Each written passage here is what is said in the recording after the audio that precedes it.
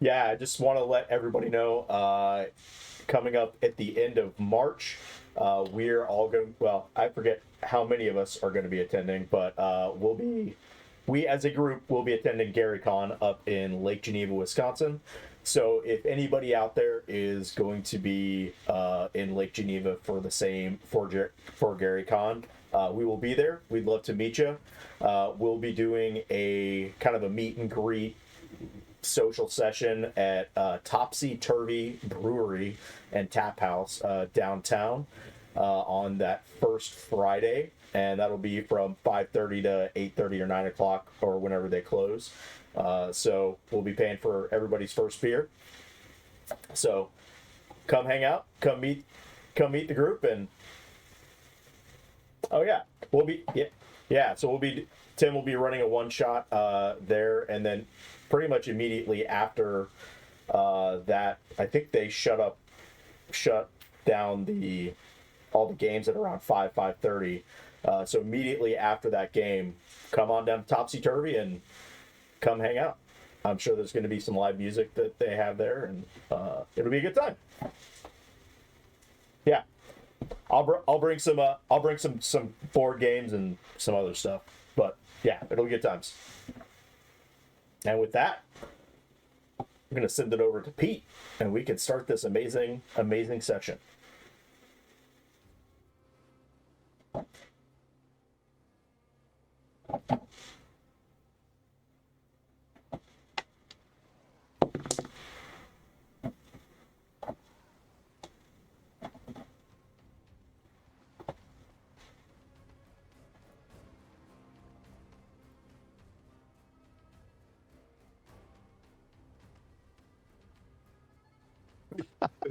It was Has like anybody got lower than? Has anybody got lower than 3? Nope. Gary or Noinek, you are up. Oh, I think we're in good hands here. I'm feeling it. Yeah. All right. Let's see.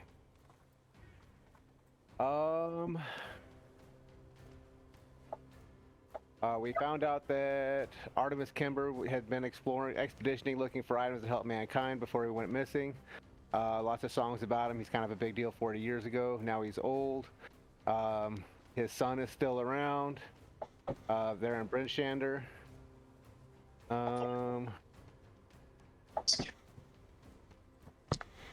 He's looking for his father's final resting place. Says he heard a rumor of Artemis having a home in Waterdeep.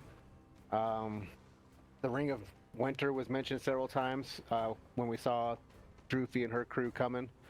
But we're not 100% sure if that's how she was doing it, making her little mess. I don't have video of this shit. We found some stairs underneath a statue of Dritz and his crew. And while we were down there, the spectral image of Bruner Battlehammer gave us all some goodies. Tim got an Onyx dog figurine. Moriana got a parapet of wound closure. Noinet got gloves of thievery. Bork got a helm of comprehend languages. Sleep got arcane grimoire. Zora got a +1 maul of lightning,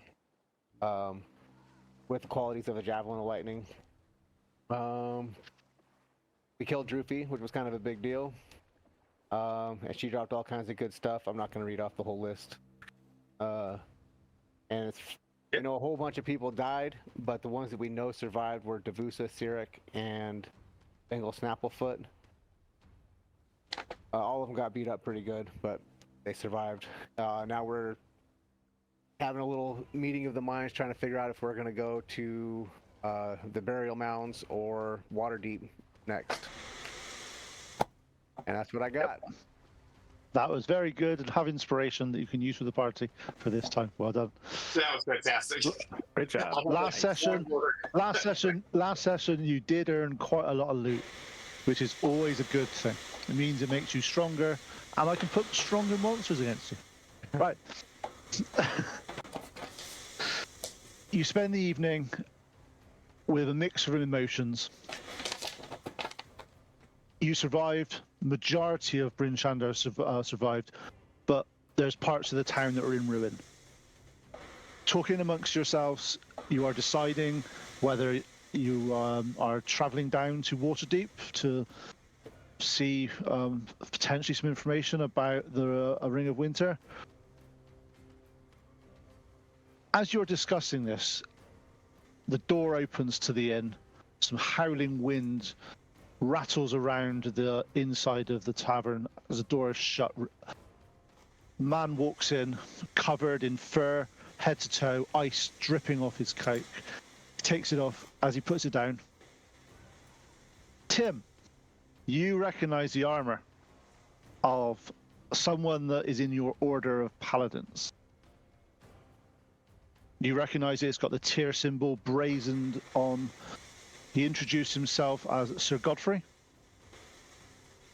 And he looks around and he walks straight up to Tim, clasps his hand on his shoulder, and says, I arrived too late, but it looks like I wasn't needed.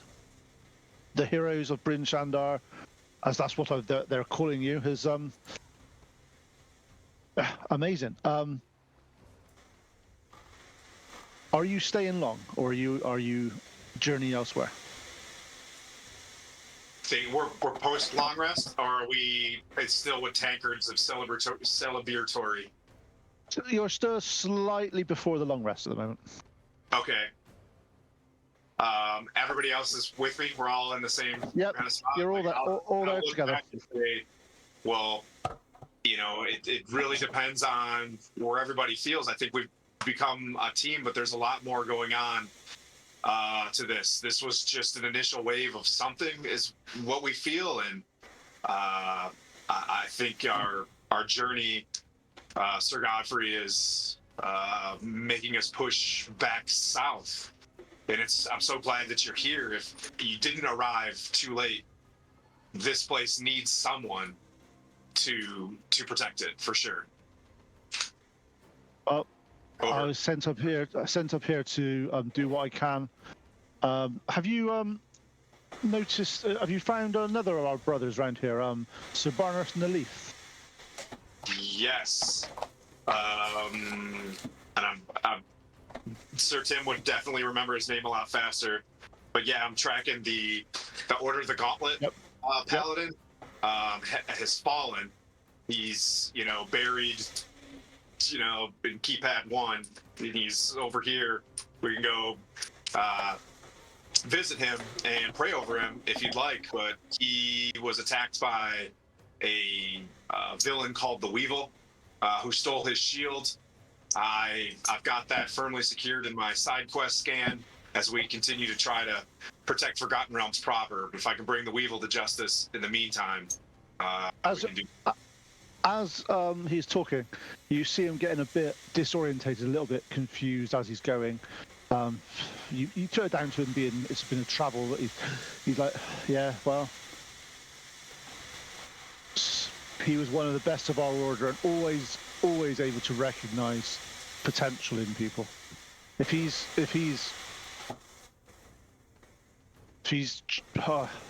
chosen you, that's always a good thing.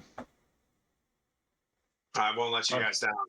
I've always, aspired to be Order of the Gauntlet and be knighted myself, like you, Sir Godfrey. If you just sign my baseball card, I got you, and I pull out this folder full of knights. You know what I mean? Like, if you could just take a minute, and I'm sorry, I don't mean to be weird, but if you could just sign this, that'd be fantastic.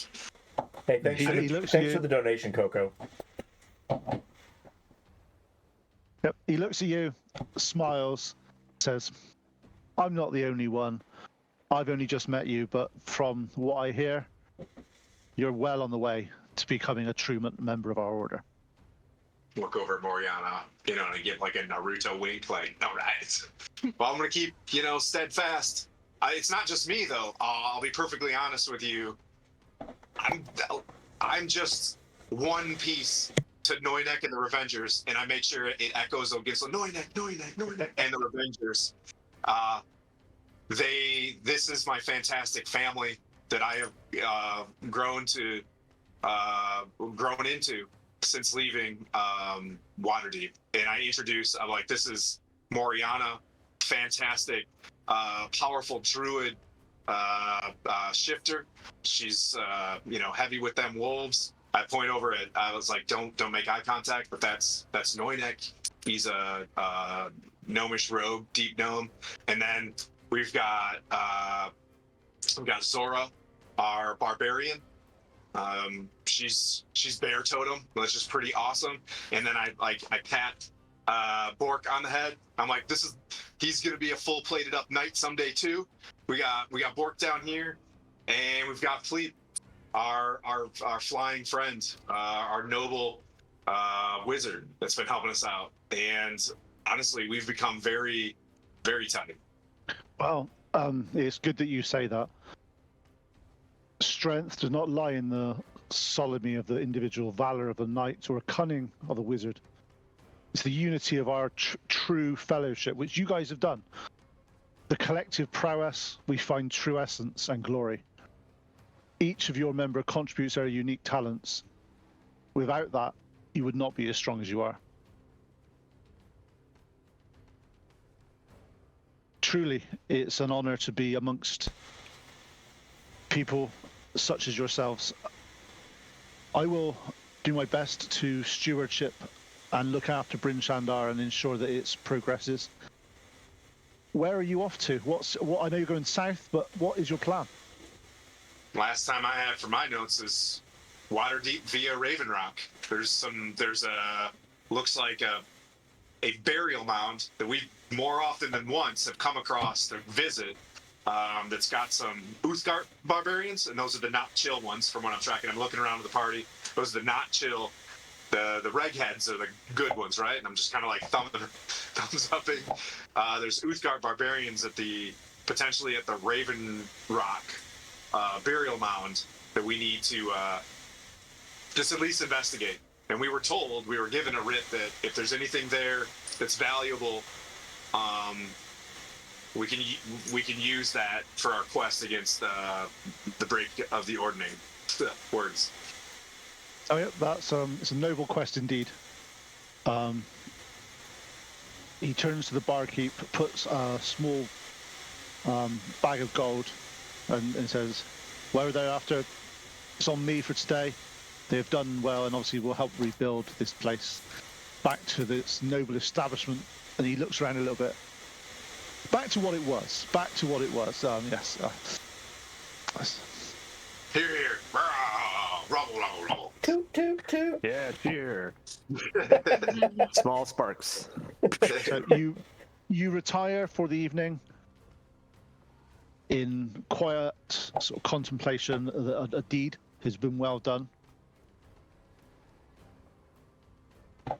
During the evening, see, this is where I love putting you guys on the spot now. Each of you just have a little conversation about what you feel has gone well the past few days for yourself and various things. And if you guys do it really well, I may be nice to you and get you up to level 6. Ooh. So wait, And while we're sleeping, I purposely have not got you to prepare this because I'm being evil and nasty. Indeed. It's a new Pete. New year, new Pete. Wait a second. Do we have It's to? 'cause Do we have to write Tim did- speeches? No, you don't have to do that. This is not Tim did- or just as a character thing. Character thing. This is as your character, what you've feel that you've grown, feel that you've achieved, feel that or what's worked, or even any regrets you have that it's not gone quite what you want to do. I'm not expecting a massive thing. Just like 3 or 4 lines. And I know we've got an author here, so All right. no pressure. I'll go as Pleat. Okay, Pleat. I was Pleat. First started this as a bit of an entertainer and like didn't take things as seriously just because, came from the circus, wanting to entertain folks, which he still does. However, he also wanted to entertain adversaries at the wrong moment. Sometimes it worked, sometimes it did not. So he took value in seriousness from others, like from Noynek, right? And also from Tim, charging into battle and really being there for his teammates. And also something he wasn't really too involved with, or something he didn't really think about too much in the past, was self-sacrifice. When he took to the air twice to give people a head start, even to at great risk, which he normally wouldn't have done, but now he realized that it was valuable and necessary. So he's kind of grown out of his shell. Yep. Well done. Thank you very much. And who's up for next? We're going to start calling names. Absolutely. So Bork, so when Bork was, came back to life with Lady Gariel, he's extremely naive to this world. He was created to just be a companion on the ship that he was on, and throughout these last, what has it been, a month or so together with this group, he's learned a lot about friendship and companionship and how to be a friend. But that friendship has come at the cost of, having to do battle. And he's kind of realized that he doesn't add a whole lot to that fight. And from realizing that, I think Bork wants to try to become a little more have a little more, find more ways to assist in battle than what he's able to right now. Aside from just rah, and slaps on the butt and a small heal here and there, he needs a large paella pan. He wants to be able to help the team more than just that. Makes sense. Anybody else ready? Yeah, I can go. Okay, Gary, got a 9-neck. I'm just being honest. I'm ready, but I'm just Right being. over here, so it looks like I'm looking at the camera while I read. All right. So Nornek has started to understand that it's okay to rely on friends. He still doesn't feel like he is able to carry his weight, but he also knows that the best way to get stronger so he can carry his weight is to kind of lean on his friends a little bit while he grows. He still worries that he's going to fail and let somebody down when they are relying on him the most. But he's kind of taken the approach of getting stronger so that he's somebody that's worthy to be relied on, rather than trying to dissuade people from relying on him. So that's kind of where he's at. Well, that's good. Good growth.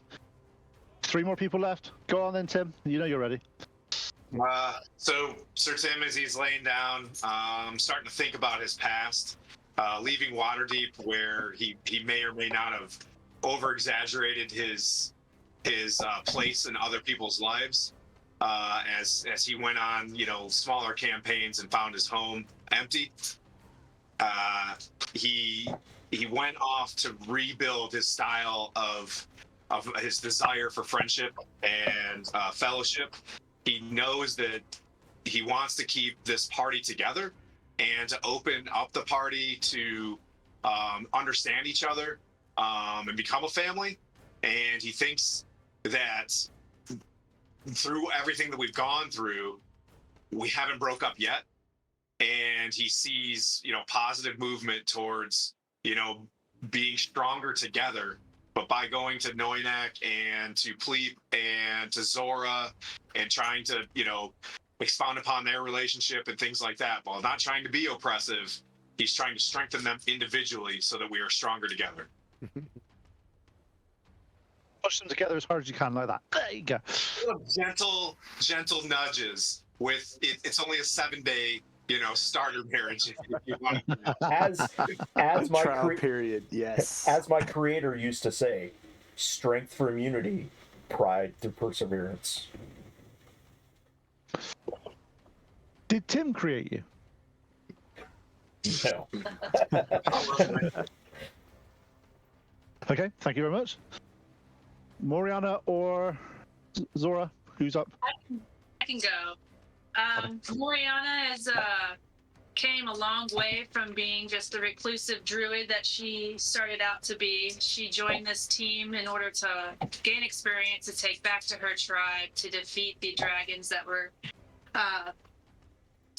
challenging her land. And in this time frame, Moriana has learned to use her animalistic abilities to help my teammates transport faster and communicate with all creatures around us, both animalistic and not, to create a team environment and inspire them to come and work together for a common goal. That's a pretty Well good done. dream. Solid It's a dream. dream. Good dream. Or I don't know. Whatever it is. Contemplation. A contemplation. Yeah. And last but no means least, Zora. So of course Zora, she signed up because the circus is kind of going away with the war in the land, and she was just looking for some coin.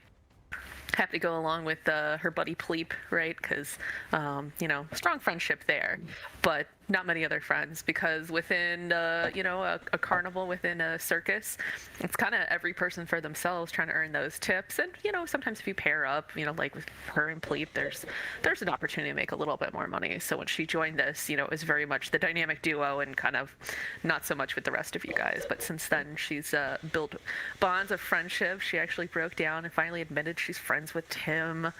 Kind of working on knowing that. Super easy with Bork. He's just happy, outgoing little dude. And then like a little bit more with Pleep, and that's gonna have to be something I guess we explore, because gosh, I don't really know what I'm doing with this now. And then finds out that it's not just the two of them, but there's a whole family she potentially has out there. So opening up a whole world of bonds and friendship that she didn't really know about. And from her first couple of battles with the group, where she's like, all right, it's entertainment, nobody's going to sandbag me and everybody's going to jump into this lift, right? Like, oh, that's not how this really works. She's learning how to fight real battles and not just what happens within the circus arena. Nice. Bold strategies.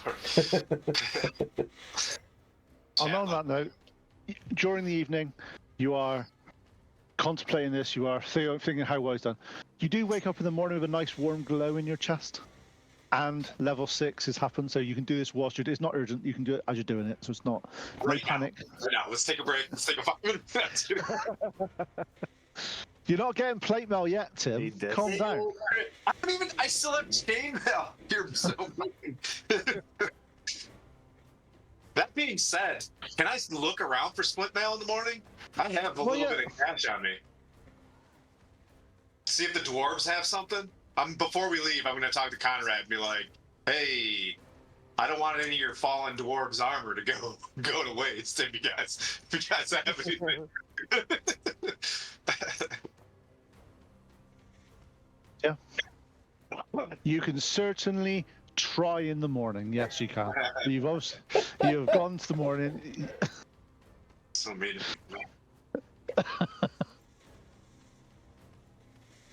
So you rest. You wake up. The little gold crown appears. You go bling type thing as you get out of bed in the morning, in great time-honored fashion. As you wake up around sort of 7 o'clock, you're woken by sounds of building and movement outside. As you come down to the foyer, there's breakfast online. There seems to be lots of sort of buffet stuff. They've put it all together, and people are just helping themselves as they go, because there's an awful lot of toing and froing around the inn.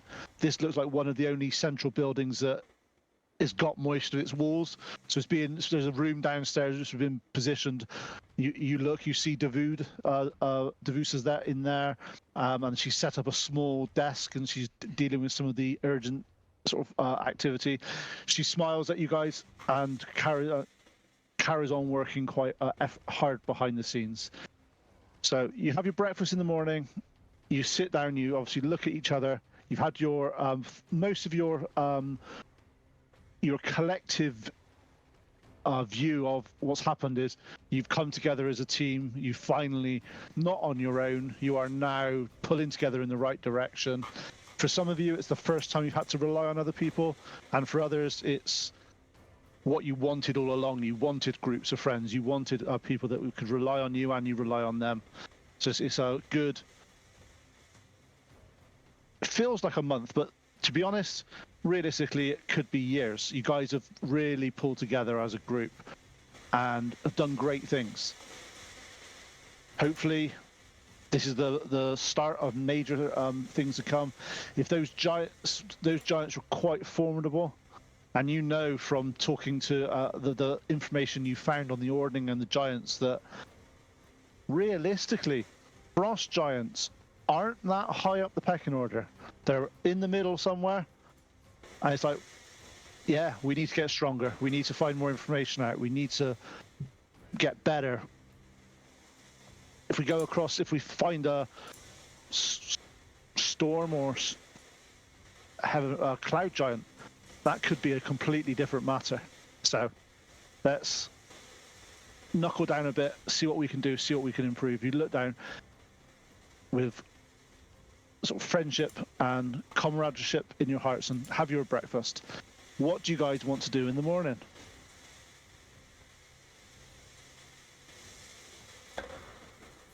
Rather than staying in the tavern overnight, I probably would have gone back to Bingle Snapplefoot and would try to talk to him about his tinkering and see if there's anything that he can do to potentially manipulate or change my programming in a way that would help, kind of like I said, to help better assist be more helpful to the group in battle during that long rest.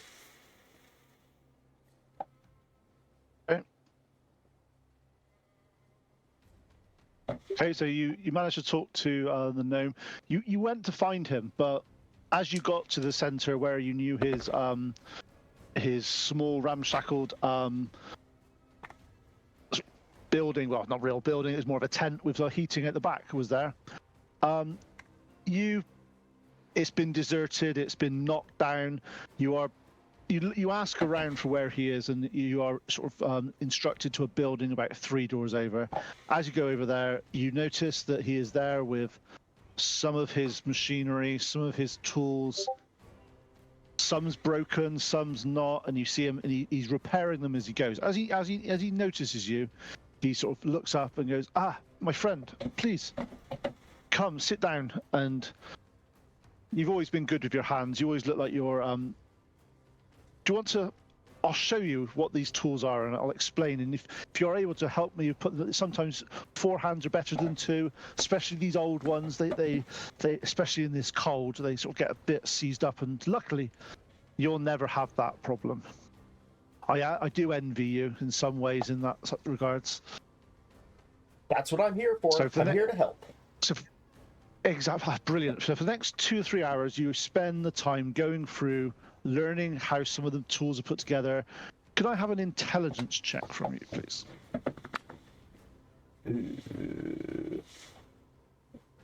The 11. That's fine. So you go for it. You're picking up this a lot easier than you thought you would be. It looked very complicated when you first started seeing it, with all the cogs, with all the various.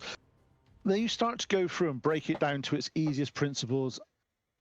And this guy is a really good teacher. He explains it into such calm, concise. He teaches you the KISS principle, which is keep it simple, stupid. Every single engineer needs to know the KISS principle. I'll put that in my head. Most important concept ever learned by any engineer. And he goes through on first principles and starts explaining some of the stuff. This starts to click with you a little bit, and you start to sort of go, I could do... this is actually really opens up a possibility of something if you want to do. Sweet. Well, thank you, Bingle. It's been anytime, and I appreciate you and what you and your friends have done for Bryn Shandar. Absolutely. I'm going to be taking up permanent residence here from now on. This is with this. You know what they say about calamity can sort of show you where your home is, and this is with this. This is just rooted in myself that this is the people I want to be with, and this is the place I want to be. But you're free to stay, to return, join me. This is honestly, it's amazing what this town has managed to do the past few days. All with your help, of course. Well, I appreciate that. I'll certainly stay here for the rest of the night to help out with whatever I can to get you back up on your feet before we leave.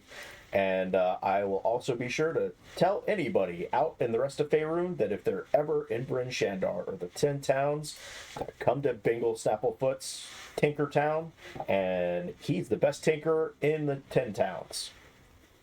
In that case, take this. He gives you a small, wind-up little bird that he gives to you, and as you twist it and you let go, you hear Binglefoot's voice going, "Come, welcome to my emporium. Please come to see me at Bryn Shandar." Heck yeah! This That's sweet. it took me a while to get out, but if you're going to be traveling around, you're much better than me being here with it. Here we go. Please be gentle with it. Absolutely. Put it right in my pouch and continue on tinkering. So you've done that. Perfect. You tinker away. You little tinkerer, you. God. Okay, so evening, morning, what do you guys want to do? I'll start with Pleep. Is there anything you want to do in the morning, Pleep?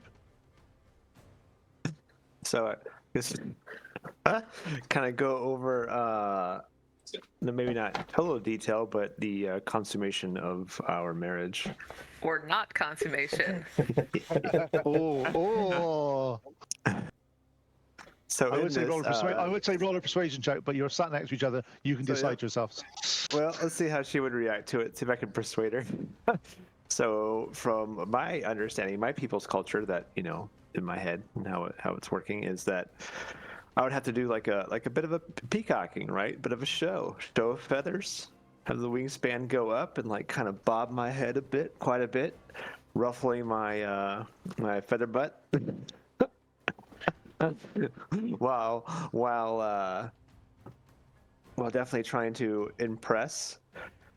So before tripping off any clothes or anything, but a little bit, so just to show off the feathers, especially when I puff up and show the feathers and frill out the feathers on my head. So, and then, quick question: Did we hit level 6 before we went to bed, or when we woke up? When you woke up, you're level 6. Okay, all right, never mind. But so when doing this, I tried to impress her more than I ever have in the past, and did it work? I am impressed, if a little bit. I'm not really sure what's going on. I've never seen you do this little thing before. I'm totally envisioning what's that little bird that does the little dance and then kind of brings its feathers around or whatever. I'm totally between that and a cockatiel's little thing coming all the way up and the feathers go out in the back and yep. I'm Bobbing confused but impressed, I guess. I guess another question is, do I succeed then? Or has it been consummated? I guess so. Or did we cuddle? I don't know.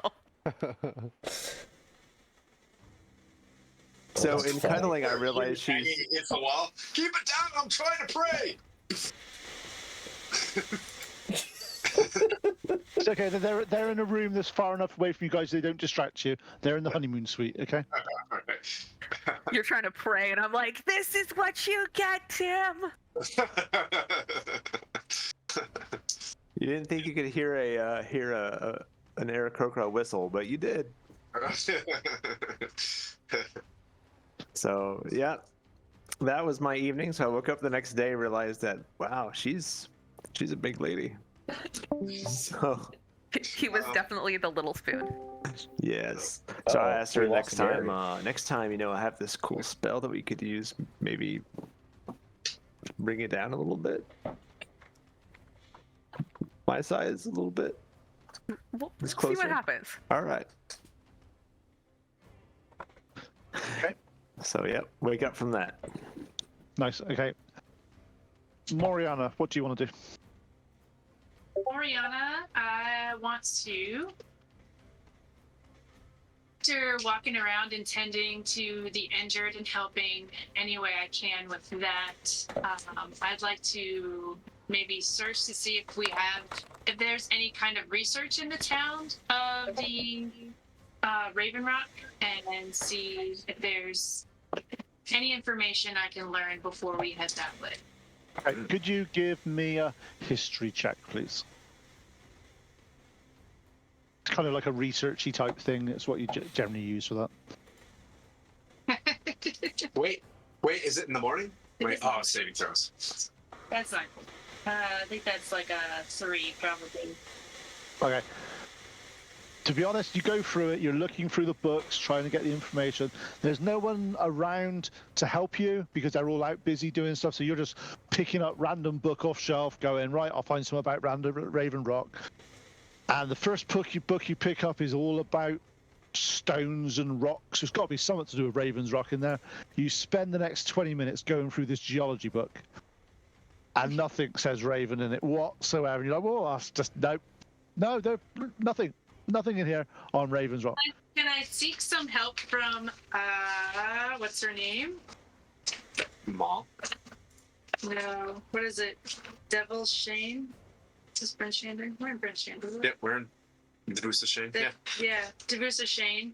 The town. Yeah, you saw Devusa Shane this morning when you woke up, and there was like a desk with like 7 people queued up waiting to talk to her, all trying to raise like, oh, we need this bit fixed. No, not this bit fixed. No.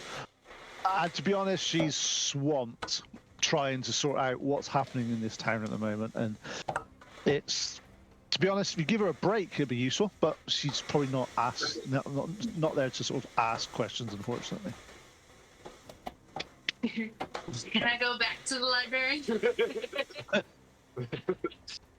Yeah, could you go into the library and could you give me a perception check then, please? Oh my gosh, what is it? Well, it's a 7, but I rolled a 1. Okay. Yeah, you go in there and you're looking around. You're just, and it's just like maybe it's the exertion from yesterday or the realization of what's happened. Your mind's just not on the task to find books on Raven's Rock. You just, as far as you're concerned, there's nothing in here on Raven's Rock in the library. Somebody must have taken it out and not returned it because you've gone through the whole thing. You've looked at all the books. There is nothing here.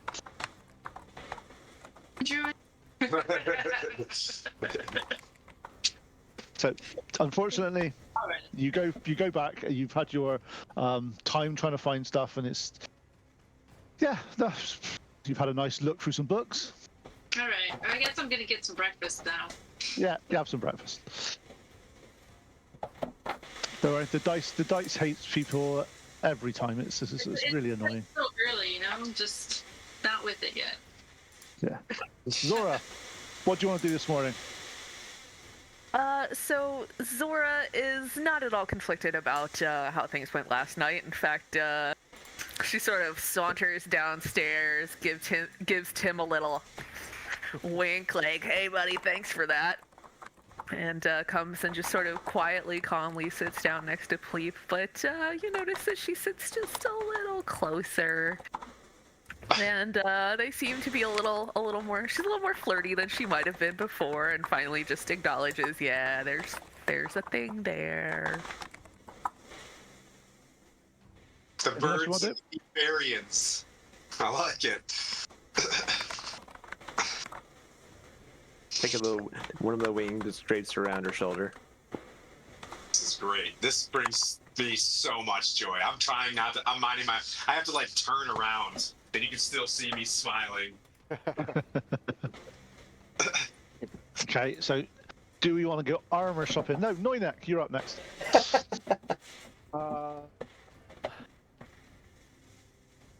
I would like to go look around for some nets.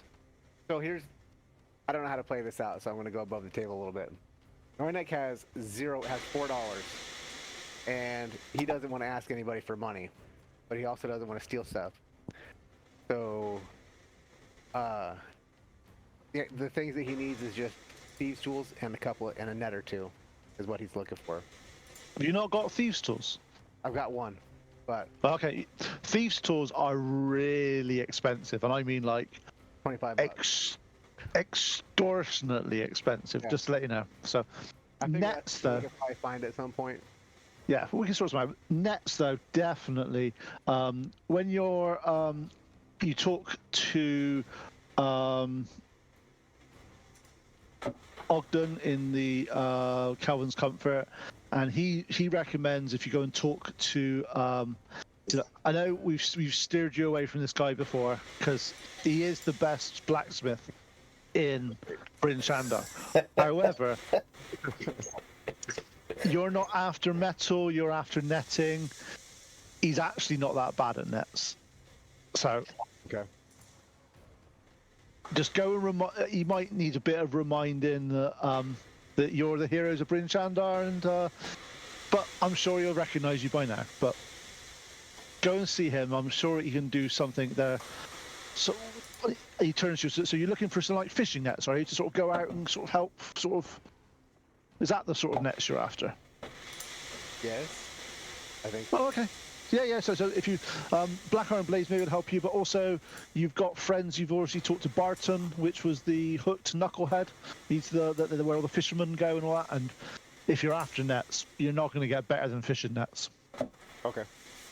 So yeah, I'll go kind of saunter around town and do some shopping. See if I can find a couple of nets. Okay, so you go and see Garn. Garn is out there smacking away on his cold bit of iron as he always does in his shop. He turns to you and sort of he goes, hero of Bryn Shandar. I need to put a plaque up. Oh, please, come in. You're welcome. Shop at my shop. What can I do for you? You after some new armor, some shields? Oh, you don't look like the sort to have metal armor. I've got a new set of splint mail I've just made. No, I'm pretty well set on armor. Just trying to stay mobile. I was actually interested in looking at some nets and maybe some lessons on how to cast them properly. Well, I produce a lot of the nets for the fishing community. What do you mean by what size nets are you after? Are you after sort of yeah? They come in all different shapes and sizes. As big as my little body can toss effectively. You're looking at like a casting net that you'll go out and you can. Oh, okay, I get where you're coming from. I might have something. So he goes out the back. He starts to look around, and he manages to come back with 3 nets. Just want to see what they are. So he goes through and he says, "Yeah, these ones will open up to about a 6 or 5 foot area. They'll catch. They'll anything up to sort of like a medium size, maybe a slightly large, depending on what they're getting. Yeah, they're not the best. They're all right. They weigh about 3 pounds each. So if you get 3 of them, if you can, I would recommend, especially if you're going to be using it in a high wind area, that if you look on these little things here, there's around the edge, there's some extra sort of areas, and he gives you like a stack of metal coins with holes in them. He says if you put them around there, you weight it a little bit, it'll help with the spreading out and doing stuff in a windy situation, but in a non-windy situation is pointless. So just obviously take some time if you want to do that. And obviously for an esteemed member of hang on, you're Neunek, aren't you? It's like Neunek and the please. He starts to, and you see him like beaming. So I can say that you've got nets from my shop. Absolutely. Oh wow, the endorsements are amazing. Thank you. You see him beaming. His shoulders are back. He sort of goes, "Anytime you're in the area, let me know. I'll restock your nets for you." Oh, wow. And you see him as he gets out the back, he's got like a thing, and he's chiseling away with, and he starts the N on something. You can't really see what he's doing, but he looks like he's putting some type of sign up that starts with the word letter N. All right.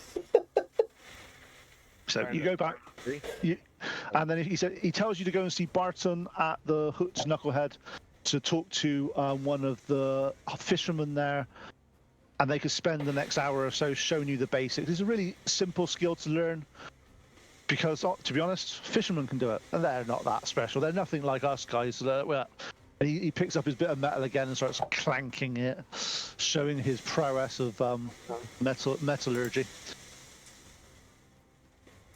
Great. So you spend the next hour or so with Barton and a couple of other people being shown how to sort of the right sort of technique for throwing and casting your net. You get quite adamant on this, quite good at doing it, and yeah, it's, you reckon, within,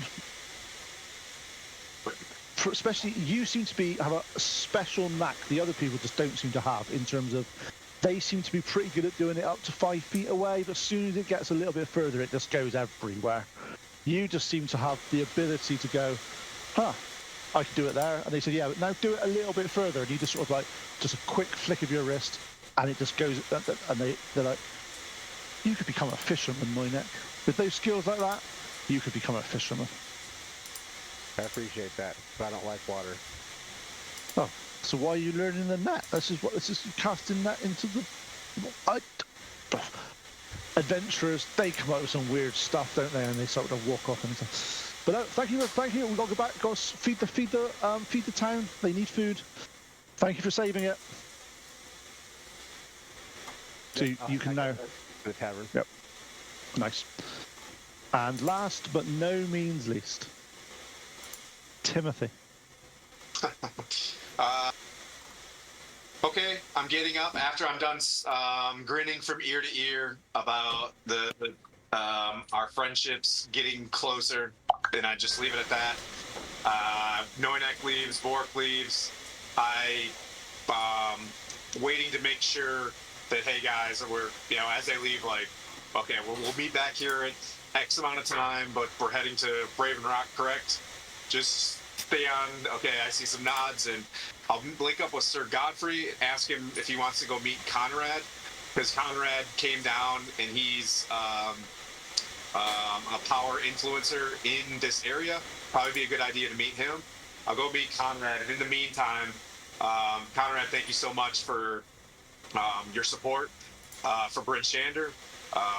It was selfless of you guys coming down here. I pray over his lost comrades and let him know, just, strictly business. If there's any armor, specifically splint mail that I have enough to purchase available, it would be useful going forward in solving this crisis amongst the giants. Basically, that's my selfish take, is I'm looking for armor as well, but also trying to bolster the relationship with Sir Godfrey if he's going to be a leader in this area, and praising Conrad for helping out, because they do get left to the wayside often.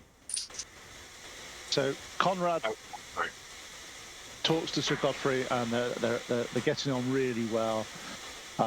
Conrad looks at you up and down.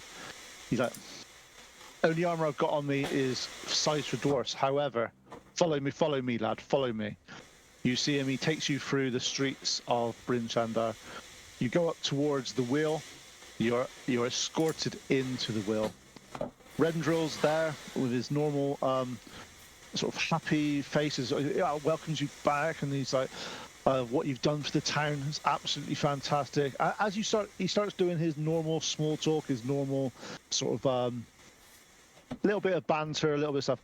Halfway through, you see Conrad just go, right, here for business, mate. Stop it. Right. We delivered some armor a few weeks ago. It's been out the back. You got it on the shelves yet? And he went, oh yeah. He goes round. You noticed it that from last time you were in here, Tim, that it was the area that you looked at and went, "Ooh, that looks really not. That's like." But you decided you couldn't get in there because you didn't have the money. You see Conrad walk up, look over one of the sets of splint mail, gets a small dagger from his belt, and scratches the front of it. He goes, look, it's been damaged in transit. It's worthless. You don't sell that with my name on it in here in this shop. You see Rendril just sort of shake his head. Right, so that means, yeah, okay, so I'd better sell it for cost then, really, and I. He goes, and Conrad goes, yeah, that's 50 gold's worth of metal, that is. 50 gold's worth of metal. You're not gonna barter? Oh, of course Exactly that. We add 5 gold pieces. I give him 55. And I look over my shoulder to see if Pleep's watching. Of course I am. I saw that. So it's 50. Yep. So you have seen, apart from the small little scratch, which I'm sure will buff out. No. I'm keeping Conrad Braun Anvil's scratch on this armor forever. But yeah. Yep. Another Yep. Pokemon card we just put in. As you start to look at this, and it's probably one of the most set of exquisitely made splint you've ever seen. It doesn't do anything different. It just looks particularly nice.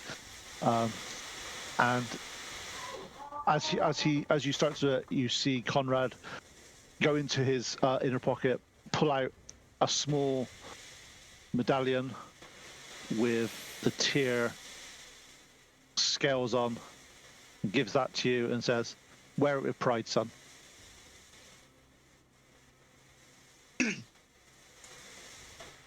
I shake his hands, my eyes closed, like, yeah, woo, I'm feeling bluish right now, feeling like I can just, I would love to, it's a great honor, having fought alongside you, and when this is all over, I intend to come back to Felbar. Maybe we clank a few tankards together, and we'll make sure that we continue to bolster the relationship of 10 Towns and what you guys have done in the north. Well, maybe if you come back, maybe there'll be an upgrade in the maybe there'll be an upgrade of the armor for you at some point as well.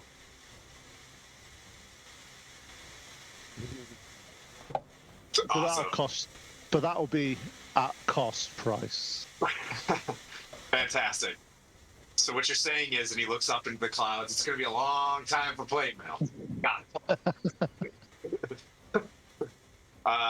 And then I'll mention to Sir Godfrey this feeling that I got, which is my aura of protection, and try to, something happen where I'm feeling extraordinarily loyal and protective to my party, especially when I'm in and around them. I'm not sure what came over me. I've had some dreams last night about Tyr, and I feel that every time any one of my parties within 10 feet of me, they get +2 to their saving throws. So that seems pretty tight. I feel inspired by this too. I want to go up and be like, how are you enjoying your food, your breakfast? Can I make it taste better for you? Make it smell better for you? Warm it up for you? I just feel like I need to do that. Yeah, let's do this. Make you feel comfortable, like, hey, put my hand on his back, kind of warm up his clothes. Like, all right, he's feeling good now. All right. Thank you, Pete. You're welcome, Tim. So on that note, let's just go around each of you just to make sure to see what you did for this level, just so people are aware. It's just easier to do some stuff. So Tim, did you take Rogue? No. No. Oh, okay. Okay, Paladin, right, okay. Okay, Moriana, did you take Druid? Yes. Okay, cool. Bork, did you take Bard? No. Ooh, what did you take? I took a level of Artificer. Ooh, nice choice. Ooh. Nice. And Zora, you've taken, let me think, hang on, Wizard. Paladin. Oh God, no. I mean, sorry, Tim. Is that for everybody? Hulk smash, Hulk claw like a bear. Still Nice. doing what is it? Totemic warrior and picked bear. Nice choice. So 2 levels of bear. Sweet. And Philippe's obviously taken sorcerer to go with his charismatic wizardry. Yeah. What'd you go for, Philippe? I went for I was kept with a wizard. No. So Good. added more Good. spells. The reaction was like, "Oh, he really took sorcerer. Nice." I was like, For 3, so it's like, okay. you with 2. No. Okay, and Noinek. Noinek finally came to grips with this pass and took a level of Blood Hunter. Ooh. Christmas. Two multi-class people in the party. Well done, guys. I'm proud of you. Yay, Bartificer. Yay. See, I should have thrown Pete for a loop and become a barbarian. CR2. What's your Wouldn't charisma? help at all. Oh, man. Not enough.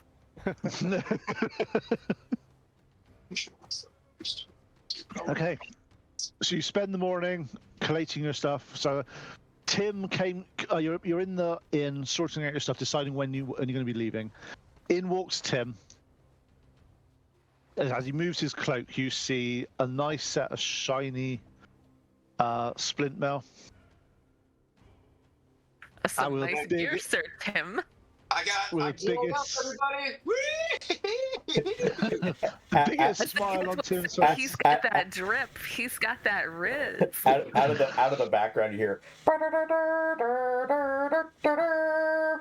But no lie, I literally just learned, and this might be for other boomers in the chat. Riz is from charisma. I had no idea until literally last week. Okay, boomers, we know a thing. I just learned that now. So there we go. I heard it used until she just said it. And I know what the hell she No. No. I have teenagers living in my house. I have to catch up. Me too. Mine are just behind, I guess. We're out here in the sticks. No, it's okay. It's that same one as like, I all hope everyone's vibing with this at the moment. That is what you want. It was just... Okay, so you're all together. You've all got your information together. You've talked to various people. I think the idea was to go from here to Ravens Rock. On your map, you start to look at where you need to go. It looks like quite an arduous hike of about 5 to 6 days.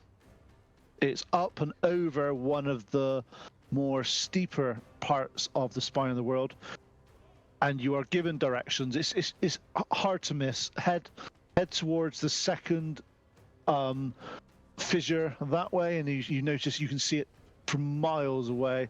To go over that ravine, as you get over the top, there's a second set of smaller mountains in front of you, and at the highest peak there is where Ravens Rock is, and if that's your destination, it's about a third of the way to Luskan, and that's sort of where you need to go, and it's en route to Waterdeep from where the location you are. So it does make sense to go to Ravens Rock to see what's there and to potentially find some more clues to what's happening with this wonderful, wonderful storyline to do with giants. All I heard was uphill in the snow both ways. Mm-hmm. No, you'll go uphill, then downhill, then uphill. Yep, so both ways. Then downhill. Yeah. All the way down. You're kind of, but it's impossible to go up without going down. It doesn't work like it's this. Sir, we're playing D&D. Everything is possible. Right. Have you got teleport yet? No. No. So Barbarian teleport. Oh man, scary. So we need a ride. We need to get. Is that what we're saying? We need like sled dogs or horses or something like that. Potentially. Because Master Blaster backpack. I can summon a horse for me, and Bork can ride my Mastiff. I could ride Moriana. There's no way to say that. You can ride Oriana. Pleat can fly, and Gary can jump on with me. She can turn into a giant eagle now too, so that's pretty tight. Wait, we have two birds now? Sweet. CR2 beasts. What's the strength on the bird? giant, an eagle. Yeah, I'm a big girl. Because the way it works in D&D is if you look at the strength of the flying creature, you can then look in at how much weight that person can actually carry. As long as you're not over your maximum limit, you're able to fly. 16 plus 3. So that's so. 2 seconds a minute. Strength 150. scores lift. I need that chart, by the way. When you see that asking for a friend's DM. Yeah, okay, I'll find it for you. This is my favorite part of Dungeons and Dragons, by the way. Like prepping to go to a place and how we get to a place. Uh-oh, he found a squeaker. Yeah, so she's 185 pounds and 6 feet tall. Sorry, it took me a couple tab clicks to find that. Yeah, it's not easy, is it? So can you carry 185 pounds, a big girl? I don't think it's 16. I don't know. How do you calculate that? He's That's why doing I'm just trying to work it out now. Right, so strength. So I have 14 strength, and I can carry 210 pounds. Oh, then we're probably good. Yeah, for one of you, this is where it depends on who's doing it. You see, it's I just can't seem to find it at the top of my head. I'll find it in a bit. We'll sort it out. So we got, let me make sure I got this. So So you're- Tim's If got a you horse. carry five, so basically 5 times your strength score, you're encumbered. So heavily encumbered is so 10 times. Yeah, basically it's 10 times your strength score, so you can go 160. Yeah, Is heavily encumbered. Are you looking at carrying capacity? But I mean, Carrying capacity. that's Sorry, carrying only capacity. Sorry, actually, carrying capacity is times 15. Yeah. Yeah. So, yeah. So Yeah, then we're 16 way times good. 15's. Yeah. Does she go claws mode or does she ride on the back? That'd be pretty tight. She's just barbarian ride on the back of an eagle. I'm just trying to imagine this. I mean, it looked pretty sweet. And then me and the tanks are Bork and Could you make Search a him on the harness? ground. Yeah, could you make like a strap harness for Noinak so it can go his little feet dangling on my chest as I fly? Oh, yeah. Almost be like, that looks extraordinarily masculine. You know, positioned to ride attached to Aarakocra. You could just, you're like the ball turret of a B-17. Right, That's what I Yeah. keep. Right. He goes- And you shoot with your crossbows, so you don't even have to do anything. You can just go pow pow pow Yeah, pow. pow, pow, pow, your sidekick daggers. Yeah. This is, we got You big are- tank down here. I love it. When you're talking in about where you need to go, where you need to sort of get some stuff, and how can you do this, you are also explaining that far to the. I just got to find a map for you. There's a place called Fireshare, and Fireshare has a school of griffin riding. Okay. If you're able to convince them and able to afford it and able to do it's not, they're not cheap. Griffins are not cheap, but if you come into some money and you can sort some. They're used a lot around the sort of Sword Coast and the Frozen North as messengers, but I know that they have availability and they have if they are there. They do training, they do lots of stuff, and you can go through some various things like that. That can help you. It's that's- just trying to. That's Yeah, go on. farther south than Raven Rock, though. So does that keep us on Yes. our path? So if we go to Raven Rock to Fire Shear? I'm just finding the map, and I'll tell you. Okay. Tim, shut up. Got it.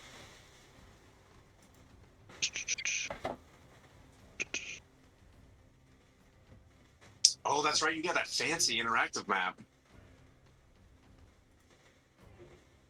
It's a If I great can map. find the fancy, if I could find the fancy interactive map, yes. There, got it. And I'll post it in the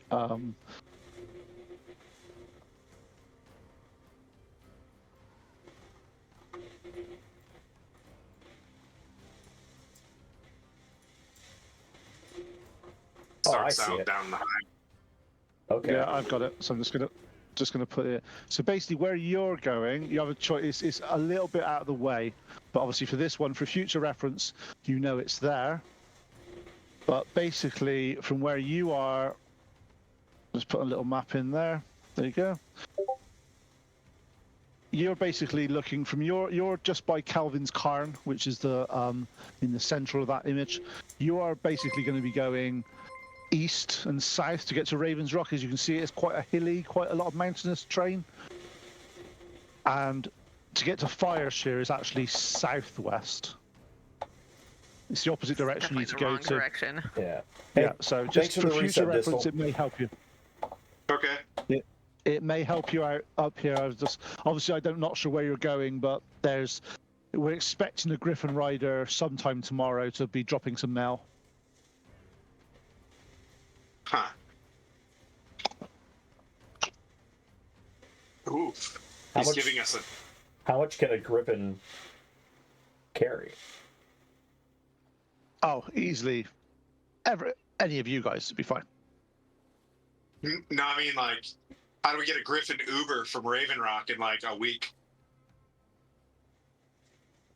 No, you don't get Ubers. They bond to the individual riders, and they take you. They're a magnificent beast. Yeah. But it's not something you have to get them, bond with them. A little bit Yeah. of If we know handling. this, we'll discuss it. We'll just, you know what I mean? Like, well, hey, there is another option to travel. If this sucks, we can go Yeah, fast. just- Yeah. But don't we have to Obviously, don't we have to travel further to get them though? Yeah, but later. Mirabar is to the Later. south, Okay. right? Past Raven Rock, we go visit that city of Mirabar. Maybe we can find some fast travel or something like that from there. There's also a river right there as well, the River Mirar. We could take to the coast and then head straight up to that place. So once we get out of these mountains, we can move a lot faster.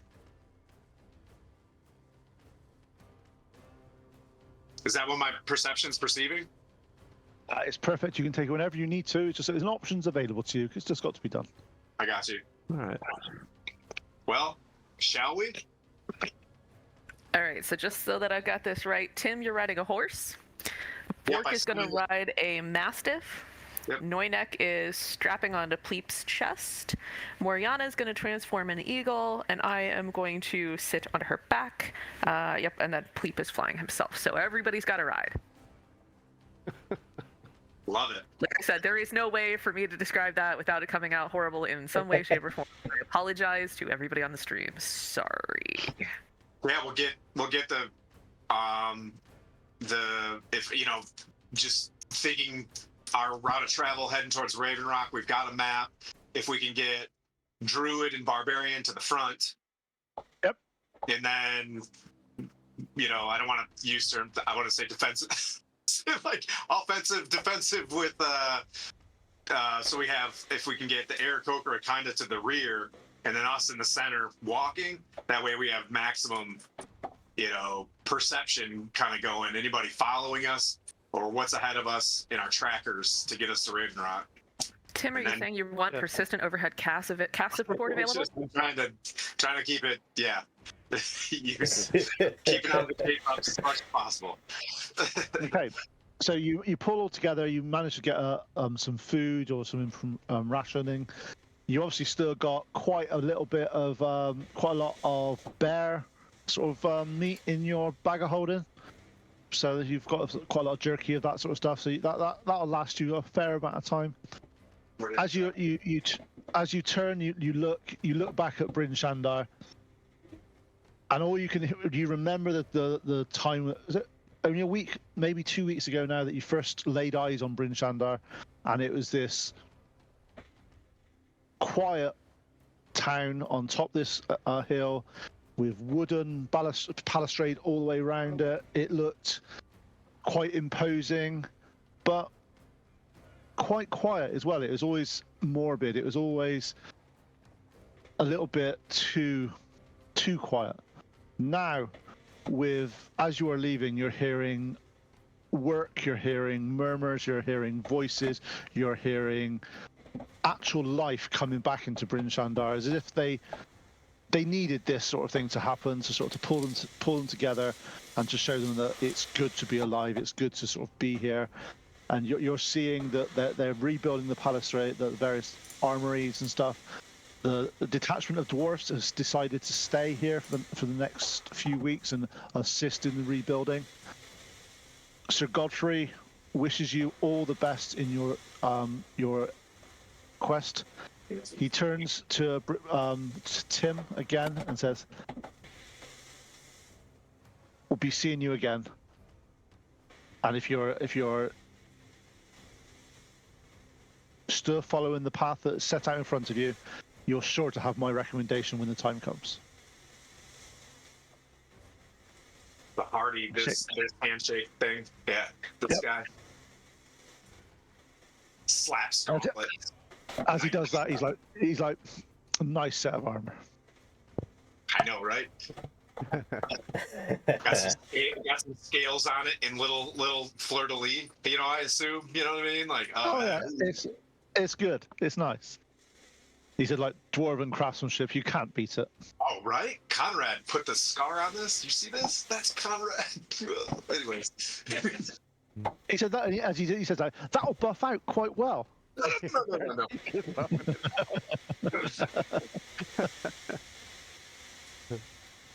But no, wish you all the luck in the world, and hopefully see what's happening down south. If you're heading towards Waterdeep, look in at the Order of the Gauntlet. I'm not sure who's there in charge at the moment, because since what's been happening, yeah, it's there's been. I'm not sure if you're aware of what's been happening down south. Do you know the Tiamat's been defeated? Are we a date? Really? Really? Yeah. That's great news. What? Yeah. All right. Did we get a message on our stone? Our message stone? Anything from them? What? We should, You haven't actually- we should pass a message, Fred. We should pass a message. We're heading south to Raven Rock. Hold on. You've remembered. You've got a message rock. Well done. The last message we sent was. Did you get? Have you been ghosted by the other Yeah, party? we said we beat the Frost Giants. We're heading to Raven Rock. Yeah. That's what we said next. We That's the last thing we said. haven't. My bad. We haven't sent anything back because we went to Tribor and have been busy. Yeah. It's only been like 5 minutes since the last message. Tribor stuck in a 10-minute, 2 sessions in 10 minutes. Yeah. Yeah, so no, Well, we haven't heard anything back from those guys yet. Saying, well, the Well of the Dragons, the heroes of Stronghold, they've done a fantastic job. They've pulled. There's been losses, but they've pulled through. Tiamat has been banished back to where she came from. The chromatic dragons seem to be going and fleeing and going back to wherever they are. Here. But hey, it's been a great success for the whole of Furun. But they are nursing their wounds. There's lots and lots of carnage. You think what's happened here? Times that by 100 on each of the cities down south. They've lost a lot of people. They got a lot to rebuild. But now's our time. Now's your time. Go forth. Make us proud. But hopefully now there should be less dragons flying around and less incursions from those. But Waterdeep is definitely got to rebuild, and hopefully now that the heroes have returned, there'll be someone to lead them in the right direction to make sure that they're doing the right thing. So yes, wonderful times for Furun. But when you go to Waterdeep, find the Order of the Gauntlet, Sir Timothy. Well, hopefully Sir Timothy soon, and then we can put this behind us and Hopefully these giants aren't going to cause too much of a problem, but with you guys helping, it should be a walk in the park. And he clasps you on your back and good luck. Have fun storming the castle. All right. Well, hopefully I'll see you someday.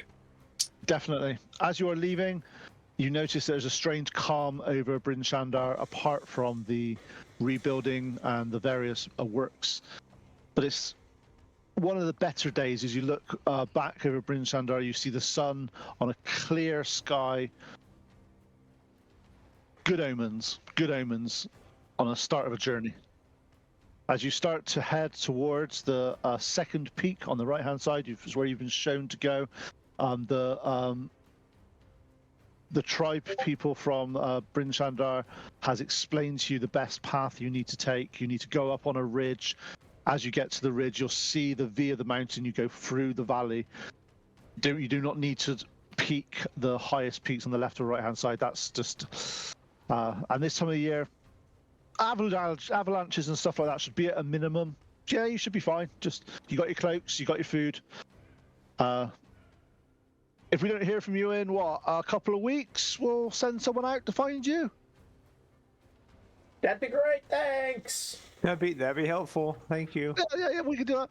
Because obviously it's a week there, a week back. We're not going to go out and see you otherwise. But, you're not coming back, are you? Oh. Well, also, send word when you get to Waterdeep that you've made it back so we know you're safe. Otherwise, we'll see what we can do. Okay. Okay, so over the next few days, you're traveling through the snow in a tried, honored. You've got your cloaks. You've become over the past few weeks quite seasoned travelers of the cold weather, and able to sort of keep out of the more turbulent areas, just parts of the area you see clouds forming, and you manage to divert and see them. So who's going to do, let me see, who wants to do the survival checks for the group to decide you're going the right way? Who's good at... Come on, Christmas dice. Come on, Druid. Do Druid things. Is anybody else good at survival, just to make sure? I'm half good at I'm survival. not bad. +6. I don't know. Okay. About +6? Is that what you said? Actually, so yes, you're good. I +2. hold on before you roll that. Let me give you a bardic inspiration there, lady. I would love that. And Noinek, because you've got +6, if you want to assist her, can you just roll a survival check for me? And 2 seconds, you Krista, might be getting an advantage. with that bardic inspiration, you can roll that die again if you want to, and use whichever one you want to use. So what did you get, Noinek? 17. Fine. Noinek's been helping you with this one, Moriana, so you roll with advantage. I got a 30. That's not bad. She's just like totally map Earth, and her eyes like flip. She's like, whoa. Yeah. Can we take the wrong line to the south at 270 later? You see Moriana is in her eagle form. She's up and on the top. She's going. As she does it, her eyes sort of go glazed over as she sort of looks over.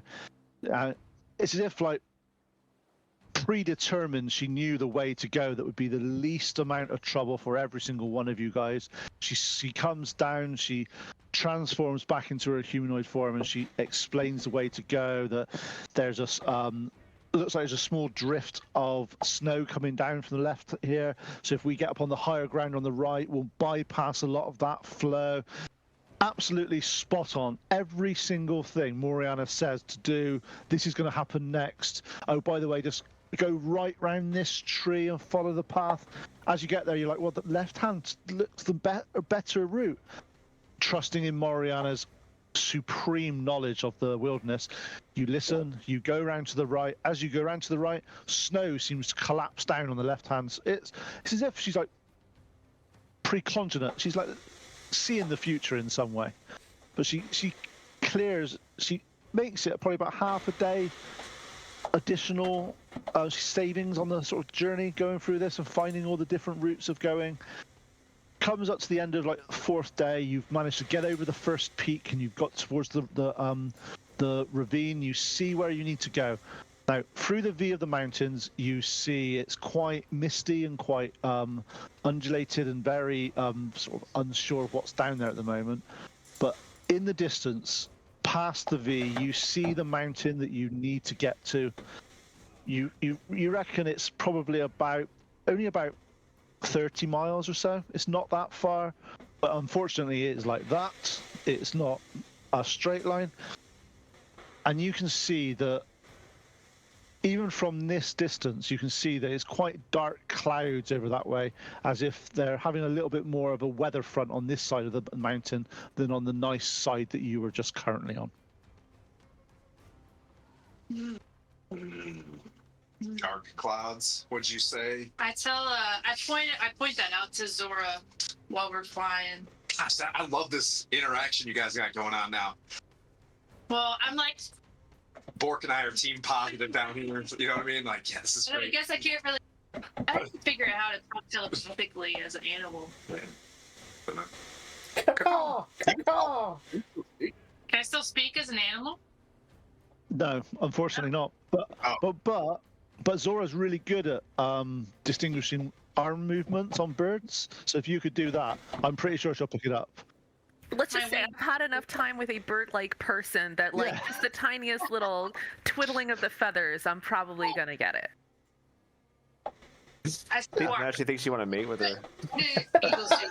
They caw. Moriana, I am a married woman. Can you stop flirting? Moriana, can you? Eagle. Yeah, it's Moriana. Can you stop flirting with me? I am now married. Yeah, that's all she gets. Oh, brilliant. Okay, it's coming evening now. You found a place to sort of hole up, and as you are there, you're setting up camp. Could I have some perception checks from everybody, please? If this is going to be night, I'm going to use my magical tinkering on a.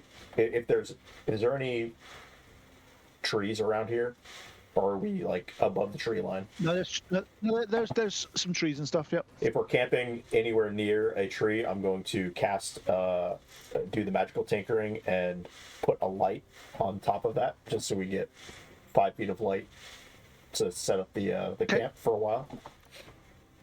Nice. I love you, but is that also a beacon? I can turn it off. It's as soon as we don't need it, I can turn that off. Okay. I also I want to create this 10-foot radius dome that kind of springs out into existence. Looks like a little dome hut. But when you walk into it, it's much bigger, kind of like from like the Harry Potter kind of deal. You walk in, you're like, oh, there's some space. It could fit about 9 people or so. Is this your cool magic tent? Yep, and it is tiny hut. Oh, Nice. yeah. For 8 hours. Yes. Then I'll shut off that light. Yeah, I did this light. That's not lit, so you can put it in here, Bork. You can put the light in there. Yep. Yeah.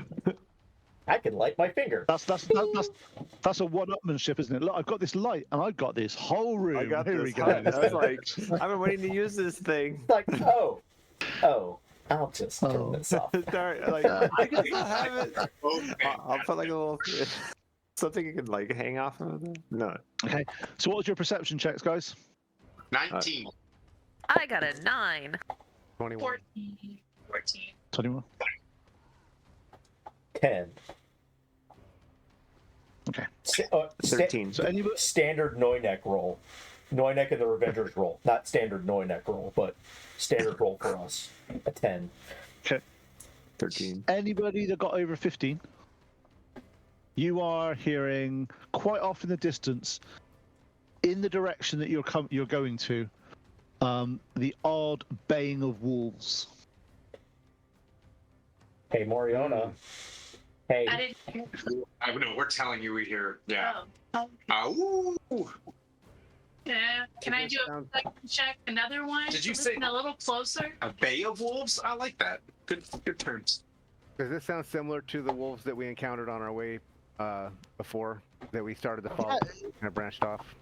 To be honest, they sound for you. Anyone that heard that, if you give, and obviously Moriana, now you've been given this more information. Can I have a nature check from you guys? Oh. -1. Okay, let's see what happens. Nature. 16. No. Nice. I heard nothing. No. 12. I got a 5. Okay. I got a 10. It's 16. Okay. Hey. Okay. Allow me. Tim, you obviously you've been paying attention to a lot of these animals and stuff that's been happening around you, branching out and learning new things. You are hearing, and you feel that these wolves are. They're not a happy howling. It's not like just a communication howl.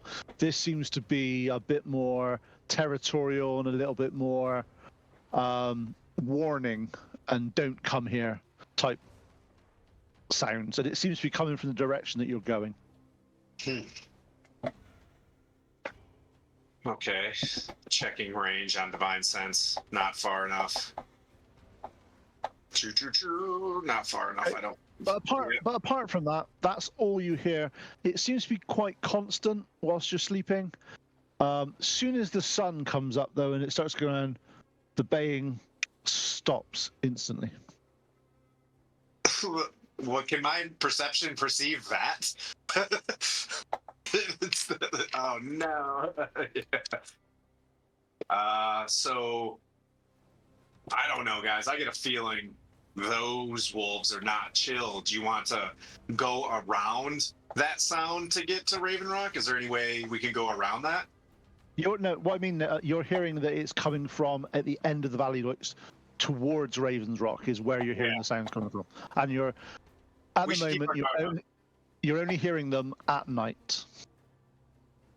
Okay. Stay Alright. in the tent tonight. Yeah, we definitely conceal the tent really well when we. You guys are telling me, Yeah. right? It's yeah. And I would have probably some kind of knowledge of how wolves work. Growing up. Like it was like like that. You know what I mean? Sometimes it's ow, but this one had a ow in there. It was a bit of a. So I want to describe. Is everyone familiar with the tent? How it works? I'll No. describe it for people because it's easier for them to know. So like say a circular dome, but it could be any color I choose. Since around snow, it's gonna be white, and then it's kind of opaque from the outside. But if you're inside, it's transparent. You can see all around you. I can't leave it. If I leave it, the spell will end. But everyone else can walk through it freely. Alright. So it's like one of those bathrooms with the like one-way glass where I'm like using the restroom and watching everybody, but nobody can see me go. Yep, Wild. just like that. Yeah. So we'll set up the MG for max effective, range fires and like. It'll stop, so spells can't come. So spells can't go out of it or in it, but you can do objects. So you could throw like knives or bow and arrows out of it, but they can't come in. Oh, Yep. So nothing can come in. Like there's wolves around us, they can't come inside of it. And if somebody's like throwing like torches or something, they're just gonna bounce off of it. well, we'll It lasts still. 8 hours. Boom. That's awesome. Hell yeah. Level 6, baby. You're now at the. I say we move as fast as we can during the day, though, because those things are active at night. Agreed. Maybe we pick up the pace today. True. I think we're getting closer. Okay. So you reckon from here it's a good potentially 2 days or so to get to Ravens Rock from here? You should have taken like 4 days to get here. You've got in about 3 and a bit through the wonderful sort of senses of Moriana. So how do you want to? At the moment, you need to be going downhill. You're looking around. It looks relatively safe in terms of snowdrift and stuff. So, but on that note, can I have a survival check from Moriana again, please? We'll give you all the advantage. You might as well have all the advantages you had last time because people are going to give them to you. 14. Well, you can roll again. You can get that 30 again. Oof. Nope. Not this time. Okay. You get a bardic inspiration, so well, never mind. Try to not. Sorry, you get a third. Are you adding them? Yeah. He's Just getting. one.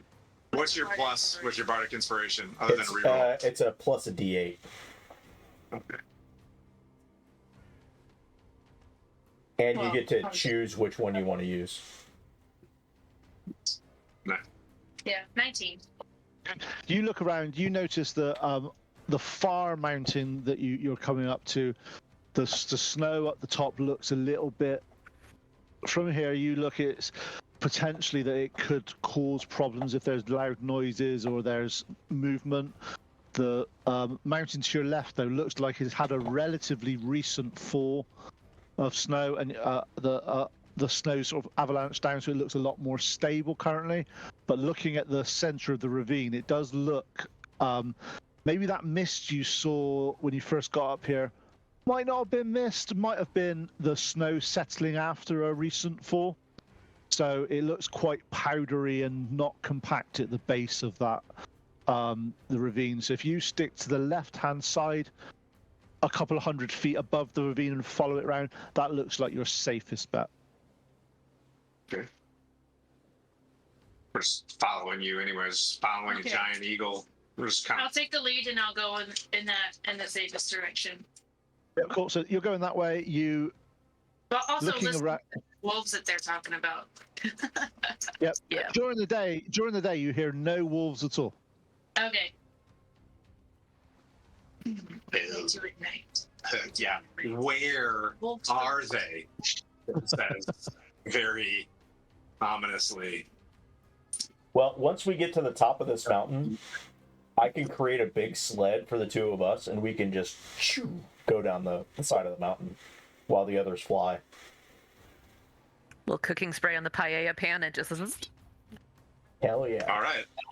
Let's test out the new armor, buddy. I'm gonna send it. I say, and I. Okay. So you spend the next few hours going across the side of the mountain with Moriana's help. You manage to find the way you need to get to. You get to past the ravine with no major problems. You do see opposite you that there's slight snow drift coming down now towards the center. So it was a good idea that Moriana spotted that the right-hand side mountain, the snow is a bit looser. As you get to the top now, you look down. You've got a few 100 feet of relatively steep downhill to go, and then it hits the bottom and it comes up about say you're 1,000 feet up at the moment. You're going to go down about 500 feet and up 200 feet to get to where Raven's Rock is. So this is an ideal opportunity if you do want to do some sledging and risk life and limb. Now's the time to do it, because you're not going to get much more choice, because it's a really nice downward spiral you've got here. So, Sir Tim, how fast do you want to go? I mean, let's not eat into our spell slots, because of this. But let's go. You know what I mean? Like, yeah, let's do this. Let's get weird, but let's not eat into our spell slots, just in case we run into some baddies. Just one spell slot. So Your spell. Yeah. So I'll use the performance of creation and create the biggest paella pan you've ever seen. It's grand. Like it's 100. It's a large paella pan, not a medium paella pan. A large paella pan. Yeah, in fact, this is bigger than the one you've used before, because the ones you've cast before you wanted to hold. Yes. This one, you're not really worried about the size. You're just doing it as big as you can. So you reckon if you wanted to, you reckon that you could get the majority of you on this paella plan. Let's go. Yes. And I will cast grease on the bottom of it. Okay. To decrease friction. We're gonna die. We're gonna go over Raven's Rock. Yeah. Oh, it's gonna be like an evil Knievel kind of thing. I'm just like, get in here, buddy. Put the shield in front of him and just like, let's go. Okay. So I have a question, because obviously everyone can say no to this. You will have free will. Who wants to get on the pilot plan? Put your hand up, please. Looks at Zora's barbarian side. Like, come on, let's go. I'm keeping with Bird Express over here. Okay. Let's go. Alright. So- Now with these hollow bones. I mean, Just- you Yes, could this- always Big hop boys, off right? and like fly away, right? I'll Alright, just not you put myself. flying? Are you in the ball turret still? Okay. This Right, is so this is the start of a bad there's joke. A paladin Okay. and two gnomes. Get on a pilot. Okay, so there's the giant eagle with Zora and Pleep quite happily flying, looking down, going, "This could be fun." You see a pilot plan created, liberally greased, and 3 people sitting on the pilot plan. Oh boy. Okay. Here we go. Here we go. I'm so excited for how this goes. I'm so excited to not be in it. Okay. So first of all, how are you going to get it going initially? Are you going to be sort of... Yeah. I can do a push start and hop in. Okay, cool. Push start. Team Jamaica. So are you pushing and the 2 gnomes staying on and then you're jumping on with them? Oh yeah. Okay, cool. So can I have an athletics check from you, please? Oh yeah. I've been waiting for this all day. All right. +7. Come on. 18. You start to push, you start to go, you start to feel that it's as if there's no friction on this thing. It's as if it's like made of metal and got greased. It's amazing. It starts to push. It goes a little bit too fast for you at the time, but you manage to get your legs kicking in, and it then starts to, you feel it pulling away from you as it's picking up speed. Jumping on. Can I have another athletics check, please? Oh no. 14. Whew, almost. Yeah, fine. You manage to grab on. You just managed to get onto it, hold it, and as you get on, you manage to. It's at this point you start to see down, and you start to be going faster and faster and faster. The speed that this is going at this point in time, that things are blurring past you. Coming up as Can we all watch? Mariana, Babies right here. All right. I'll tell you.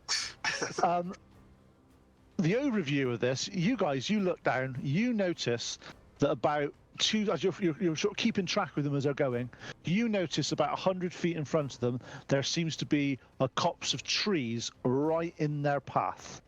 Don't pull a Sonny Bono! I mean, he doesn't exist here. Sorry. So, as you guys are going down, Tim, you're looking down, there's lots of snow coming up, so can I have a perception check from you, please? It's quite hard to see when there's lots of snow flying around. Is that all of us doing that? I got my helmet on. I got a second.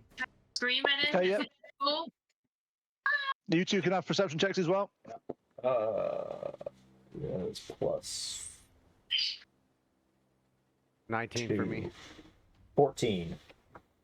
Okay, so Noinek, with your sort of more alert, sort of you're used to sort of danger stuff, you start to notice that where it's all white, it's all lots of stuff coming. You notice that there's a bigger, whiter area in front of you, and you, from your perception, you realize that there's a number of trees coming up fast, directly in the path that you're going to. The other 2 did not notice. Do I see a route that we can go around them? Left or right? That's all you've got at this point. I'm assuming we're going fast enough so they won't be able to hear me yell. You can try. All right. You're just fine. I'm gonna yell lean left, and if that doesn't work, then I'll use my telepathy to tell them lean left. Okay. You hear. Can I have some perception checks from the 2 of you, please? Go on, just a. It's a low one, just to see if it's funny. 14. 20 I just lean left and start. Yeah. You feel Noinek sort of push to the left and sort of scream left. You hear it just about, and you manage to get out of there. Now, can I have from each of you an athletics check, please? Oh boy. That's not good. Now Oh, no, 20, that's baby. You too. Ah, nice. 21 for me. So that's 16. athletics is 23. So you're telling me that the two people that should have done badly were better than Tim at that? Yeah. You gotta love dice. Dice is great. As you start to lean over, halfway through this, with Tim's leaning over, you guys realize it's not going where you need it to go. So instead of staying where you are, you shift to the left-hand side of the pile of pan and put the weight on it. Actually, and it turns around. As you get down there, you go past and you see the branches of the tree go over the part that you've just met, and you're about. Bird people, you're up there, you're looking down again, you're seeing this, and they are picking up speed now. In fact, the fact is that you can't keep up with them. They're pulling away from you as they're going down. This is the best idea ever. Wow. I think Yeah. the Eagle thinks it's funny. No. No. I think anything's bad, like I guess we'll help them after the fact. Like we'll try to catch up to them, but Okay. So over the next sort of 5 minutes or so, it's picking up speed and it's pulling away from you to the fact that they're probably 150, 200 feet ahead of you now. And you're just basically at full sort of wings down, drop, trying to get to them, and they are going some. Now, you guys, can I have athletics checks from each of you again at the moment? What you're finding now is the speed that you're picking up. Any little bump, you're bouncing, you're coming a little bit loose. Tim's grabbing you as you're doing things. So can I have, so Noynek, Bork, and Timothy, can I have an athletics check? So Noynek, what'd you get? 8. Nice. What'd you get, Bork? 19. Nice. What'd you get, Tim? 17. Right, okay. This time, as you're going around, you see it seems to be veering to one side. Noynek Noynek sort of goes up, and you see him sort of about a foot above the pilot plan, starts to drift off as you're going past him. You see Bork and Tim grab him and pull him back down, and then you manage to get it landed, and Yeah. Hey, guys. okay. Another couple of minutes go by and you're batting around this sort of stuff. Another athletics check from you guys. Noynek. Oh, yes. That's a 16 for me. Okay. Bork. 21. Nice. Tim. 21. Bork and Sir Tim are just.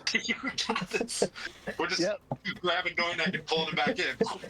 Feel the rhythm. Noynek on feel this the time rhyme. with the you realised last time that you basically moved a little bit to the left when you should have moved to the right. This time you hit it. You come in. You sort of stand together and you're sat down. But it is still picking up speed. At this point, things are now so blurry that you're actually having trouble seeing anything in front of you. So if there is anything in the way, you've got to decide. And a question for you now. We've actually can have some perception checks from you, because you guys, you might be able to pull off seeing something. Oh, nice. Dirty 20. So Noynet, what do you get? 16. 16. Bork got 20, and Tim? 9. 9. Okay. Bork, you're paying attention, you're trying to see stuff. You see that there's a bit more trees to your left-hand side and in front of you, so you need to go right this time. That's the only path available to you, is to go right. So can I have an athletics check, please? Bork, because unfortunately, we've got to see if the other guys notice this in a minute, because you're... Let's see. What do I if you roll get there? badly, you don't do it particularly well for them to notice that you need to go right. Because it's too fast now, and there's lots of... In fact, who's screaming like a girl? Which one of you? Tim, right. Using Built for Success, that gives me a 14. Okay, yep. 14, you manage to sort of pull over to the right. Tim and Noynek, you feel Bork pushing to the right. You don't really know why, but you go with it, and you go that way.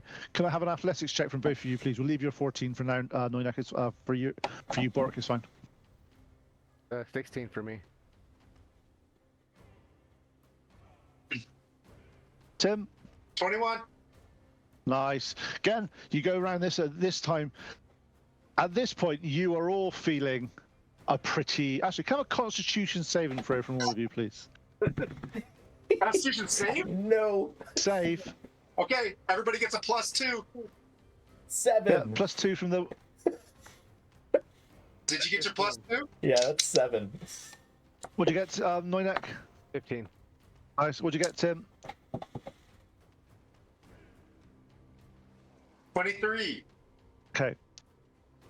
Now, Bork, if you had a stomach and you actually had eaten and you all that sort of stuff, you'd be feeling quite nauseous at this point. But being an auto name, you feel a little bit out of sorts. It's not quite right. Your oil's in places it shouldn't be at this moment in time. It's like, hang on, this is a little bit. But you're generally okay. But Noinek, you're just on the limit. You are starting to feel like it's like that you want to hurl, but you don't. You hold it in. You're like, you've got this. But it's got to the point where you don't really want this to go any faster than it's going. What do you want to do? Sir! Brakes. We're almost there! Let's freaking rock, let's go! Full speed ahead. Remember, at this point, you can't hear and talk to each other at the moment because you've not done Oh. your thingy. Yeah, I'll telepathically tell them that we probably need to slow down a little. Maybe Tim can use a sword or something behind us, and We have shield too. That's a lot of drag. I just don't know if you'll be able to hold on to it. We can definitely find out with an athletics check. So, Tim, Tim, you bring out your shield, you jam it in, trying to hold it in place. It starts to pull out of your hands with the amount of snow and the speed you're going. Can I have an athletics check, please? 23! Yeah, you manage to pull in. You basically pull it down. Your arms are rippling with muscles. You're burning as you're pulling this in. You feel that your pilot plan is slowing down a little bit, and it is slowing down reasonable. Noinek and Bork, because you're looking the other way at this point, because you're looking the way you're going. Could I have some perception checks from you, please? Oh, no. No. That's a 7.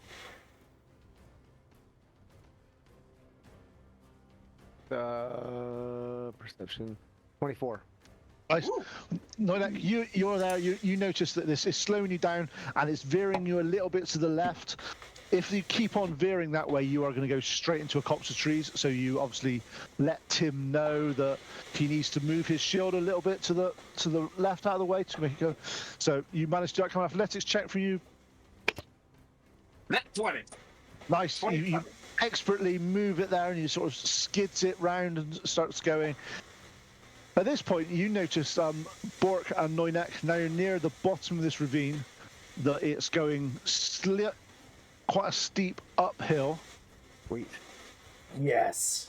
What do you want to do? Go up the Evil hill. Knievel. Go Hold up on the tight. hill. Okay, so are you letting Tim keep slowing this down, or are you now going to take off the brakes a bit? I'm gonna tell him take off the brakes, and we'll do Revenger's landings on top of this hill.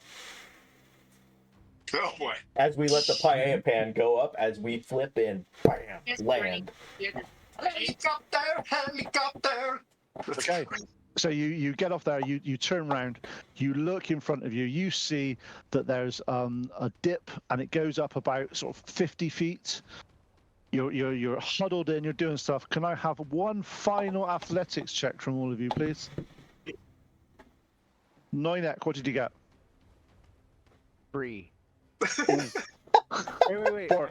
I have a psychic thing where I can re-roll that. Do you have it? Do you have inspiration on your character sheet or anything like that?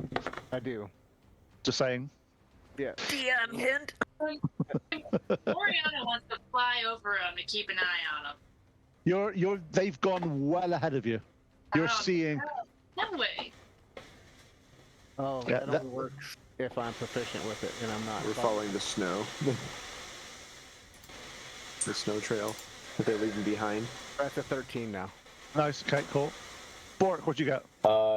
With Sir Timothy's +2 and built for This six. is. It's not. This isn't a saving throw. This is an athletics check. I know. I can use it for an ability check. No, you can't. You can't use his +2 from his aura. Oh, You can't use Timothy's. sorry. Then 15. Just Nice. Okay. And Sir Timothy, what did you get? 19. 19. Okay. Right. As you start to go up this hill, you start to feel that you've all got this under control.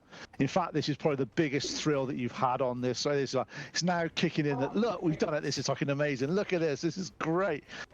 As you crest the top of the hill, you notice that you start to see air beneath you. As you look about, you've gone over about a 20, 30 foot cliff. As you're there, other thing. I'm gonna turn around and just cling on to Tim. As you start to look around, the Pylopan starts to go out and starts to flip as all three of you start to fall to the bottom. At this point, can I have a dexterity saving throw, please? You have got +2s. I'll let you stay together for this bit. So nice like that. You've not splattered everywhere. So Noinek, what did you get? You got an addition to your deck now, don't you? 17. 17. And I look like a koala on Tim's leg right now. 17 as well. Orc. And you got a 10, did you? Okay, cool. As you do that, you're holding on to Tim's leg. Tim's leg sort of goes out to the right. You sort of you're looking up. You're looking down. You're spinning around as you go. You don't realize it's weird. You're in an area full of white. You don't realize what's up, what's down, what's left, what's right. Everything's spinning. As you hit the snow, luckily you're in an area that has, let's say, recent snowfall. It's quite powdery snow. I'm not sure if that's a good thing or a bad thing. We'll find out in a minute. So, over the distance that you've done, Noinek and Bork, you take 7 fall damage as you bang into the snow and go in about 15 feet. Yes. Tim, you take 14 fall damage and you go 25 feet into the snow as you're heavily armored, sort of heavy person that didn't fall particularly well. Wait, I'm in deep. I'm 25 feet deep. They're 15 feet deep. You're 25 feet deep. Well, I'm into clinging to his leg, so I'm with him, right? You can stay with him if you want to. Here's the question: Is there like perfect outlines of our bodies in the snow going into it? Yes. Yes. Yes, perfect. There are for you two because you manage to slow yourself down a bit, but it's like a big ball of mess of Tim. As you do that, and you hit the bottom, you're a bit winded, slightly winded. Could I have a Constitution saving throw from each of you, please? No. You haven't got your +2s now because you're all spread out a little bit. Except for if you're next to Tim, you can have yours. That'd be a 12 for me. Okay. Anybody who's got below 15? That's a 5. Tim?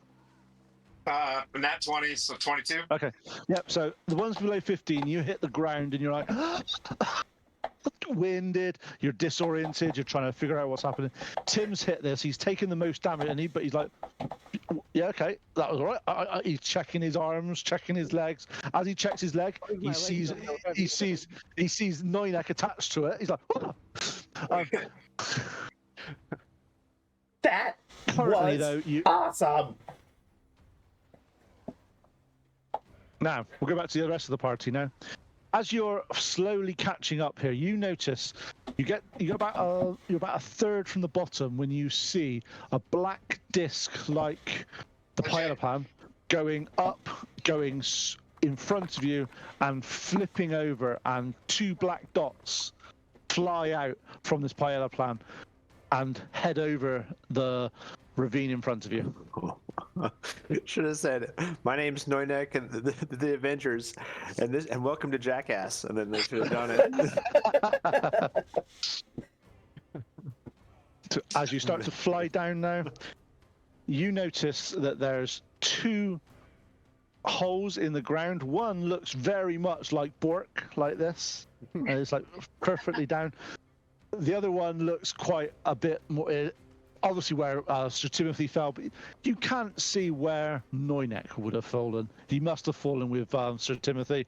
There's no other hole anywhere unless he sprouted wings and was able to fly away. New ability that no one knew he had. So, you guys under the ground at the moment. Currently, you don't know which way's up, which way's down, which way's left, which way's right. You are literally just surrounded by snow. And what do you want to do? Us? No, the ones that are in the ground. So Timothy and Noynek, you're together, but there's snow all the way around you. You don't know which way's up, which way's down, which way's left. You have no idea at this point. Good news, we stopped. Now let's dig ourselves out. But Which way are you going to dig? I'm gonna use one of these things. I'm gonna dig out a little bit and then take a little piece of snow and drop it and see which way it goes. Ah, see, clever person. I did not do that. I am not clever. I was like, what does that have anything to do with it? Just start digging. You go down far enough, we'll get out. You never had avalanche training? Come on. Not as Sir Timothy, anyway. So you do that. You manage to find that and you know that the way that you were thinking of digging would have been digging deeper. So you've actually got to go the opposite way. We'll get back to you, Ties, in a minute. Bork, you're currently at the bottom. There's snow falling all around. It's packed in above you. By the time you realise what's happening, you don't know which way's up, down, left. What are you going to do? What's in your mind? I'm just going to start making a lot of music, really loud music. Avalanche. I'm inside the avalanche, so yeah. Yeah, I've already pulled over. I can't pull over anymore.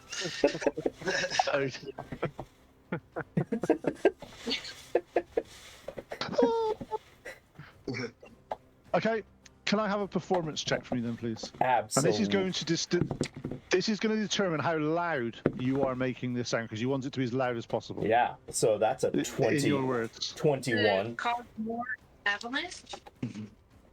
21, okay, you start to play music. You're playing it as loud as you possibly can at different sort of pitches and vibrations. You do start to feel the ground starting to shift. Wait, that's a good way of getting us out. Yeah, yeah. A plan. It is a plan. It's good. Okay, back to you guys at the flying in. As you come over the crest of the hill now, you go there. You start to hear a cacophony of different sounds and different coming down from the left-hand side, which looks to be coming out of Bork's type silhouette. And as you do that, you start to see cracking of some of the snow around that area. On the right-hand side, you're seeing movement and a small indentation coming down as if they're trying to get out. What do you want to do? You said it's not packed, right? Like it's all loose No, powder. this is powder snow. Pretty So sure is if that I dismount, I'm going straight in. Do we see any any avalanche or any kind of dangerous surroundings?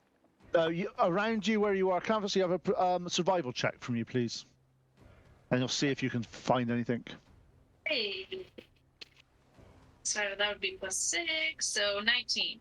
Okay, you're looking around. Actually, from where you are, there's nothing that will fall on them, because it seems to have settled reasonably well. But looking about sort of 30, 40 feet in front of them, it does seem to drift down again. So this whole bit of powder snow could just lose itself from the side of the mountain and go down towards the bottom of the ravine, which is about 25, 30 feet away. Hey guys, I've got 50 feet of hempen rope. That might be useful.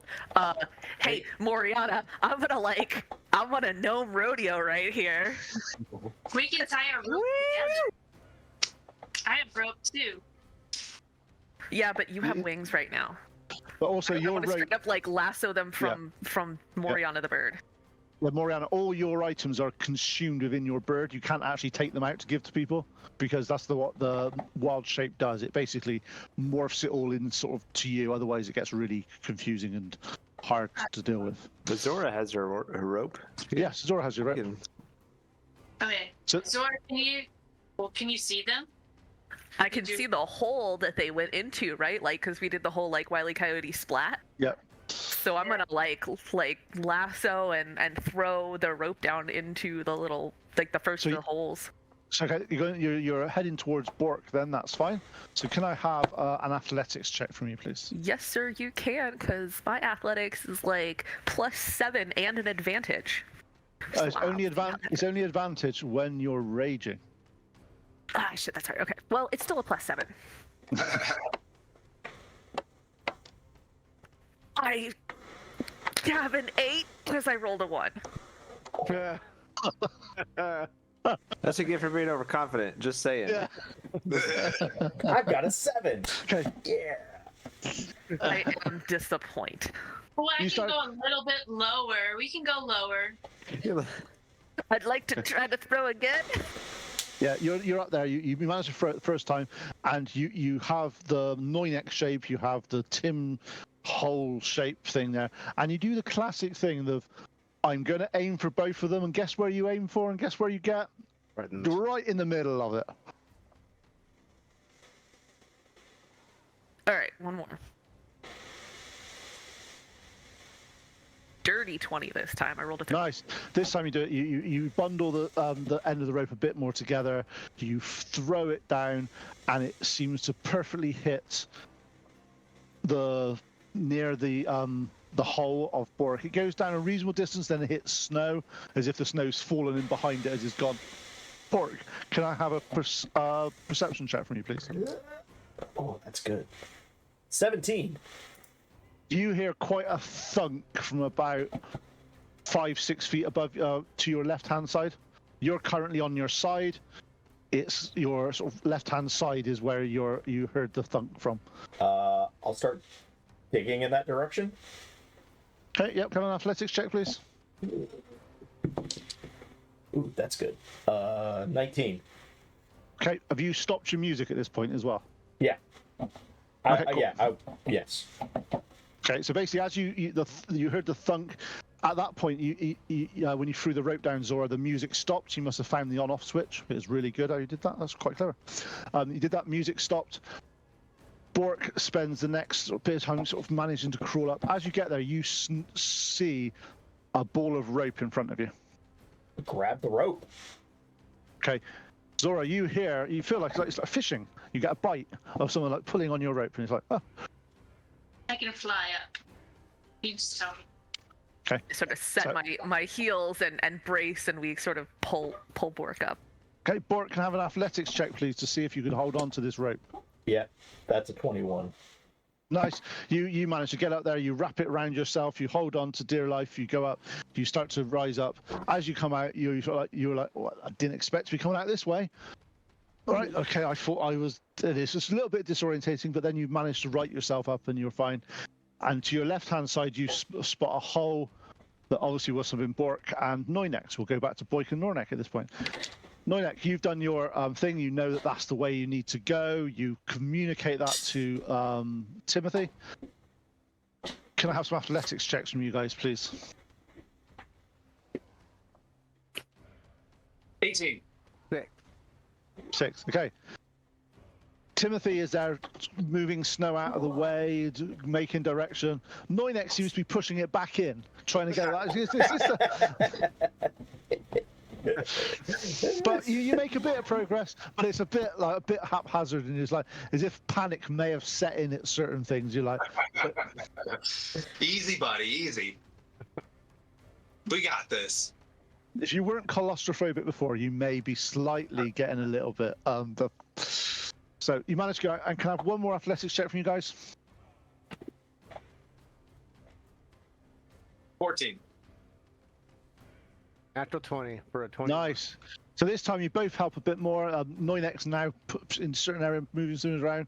As you do that, you break through, and as you do that, the sunlight comes through the hole, and you see a bird in front of you, above you, with a rope with Bork holding on for dear life.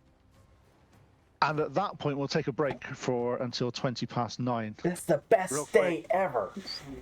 Real quick, as we emerge from the hole, Noynek will kind of brush himself off and kind of look embarrassed at Tim and just kind of take a couple steps away. Like, oh, that was exciting. No more sledding feet. You guys. Flawless. We just need a short rest. That was awesome. And then we'll go to break. We'll be back at bottom 10 minutes. How long? Yeah, 10 minutes is fine. Okay. I'll be back at 20 after. All right, see that.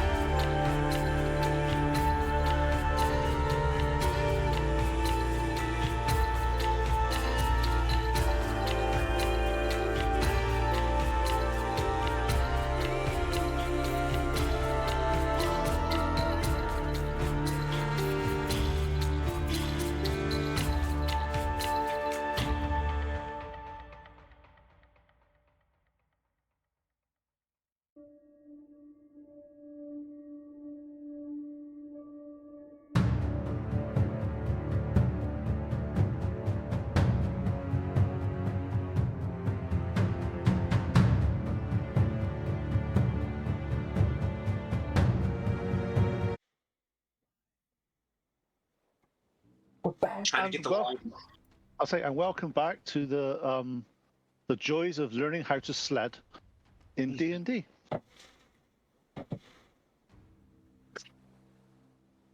That's the most fun I've had in this stupid game, and not stupid in this game in a long time. That was great. Did he just call it? He just called our game stupid. No, did you no. hear that, guys? Did you all hear that? Not our games. Like The way the kids say it these days. It's okay. I'll just stack some. I'll stack some dice against the bard for a while. It'll be fine. Don't worry. It's worth it. You just rolled a really bad charisma check. I really did. No, that was perception. So you get there. As you now come up out of the ground, you manage to you see your friends being hoisted above you. As you look in the direction of the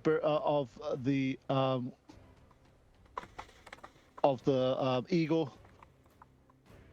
your eyes start to look, and you see that there's a small mound coming up in front of you, with an ominous black clouds forming above it. Far in the distance, a few 100 feet away, you see a silhouette of a raven sticking out of the ground. From this distance, it would have to be a very big raven or a very big statue. You can decide when you get closer which it is. At this point, though, it's about mid-afternoon. You've got probably 2 hours of light left. What do you want to do? Can we take a short rest? We got 2 hours of daylight left. We should probably either push on or We're camp. here. Yeah, so I'm saying we should either push on, like go in, take a look around, or set camp and then wait till daylight. I'm gonna get the two gnomes together and say, like, all right, are we taking a short rest, or am I laying on hands to you guys right now so we look cool without any bumps or bruises when they show up? They're already here. Yeah. They've already pulled Bork out. They saw him. Okay. All right, then I'm pumping in 28 lay on hands to completely plus us all up. I wasn't that bad. Oh, You were weren't that 7. bad. You were 7. I was 14, right? Did I do the math? Boop, boop, boop, Yep. boop. Yeah, and I just go like, that was awesome. Group hug. Ugh. A group hug happens. A radiant energy goes, whoom, and they look like they've not had a care in the world on this epic higher plan sledding. As you look up, though, are you staying in eagle form, Moriana, or are you converting back into human form? I will go back into human form. Okay, cool. Yeah.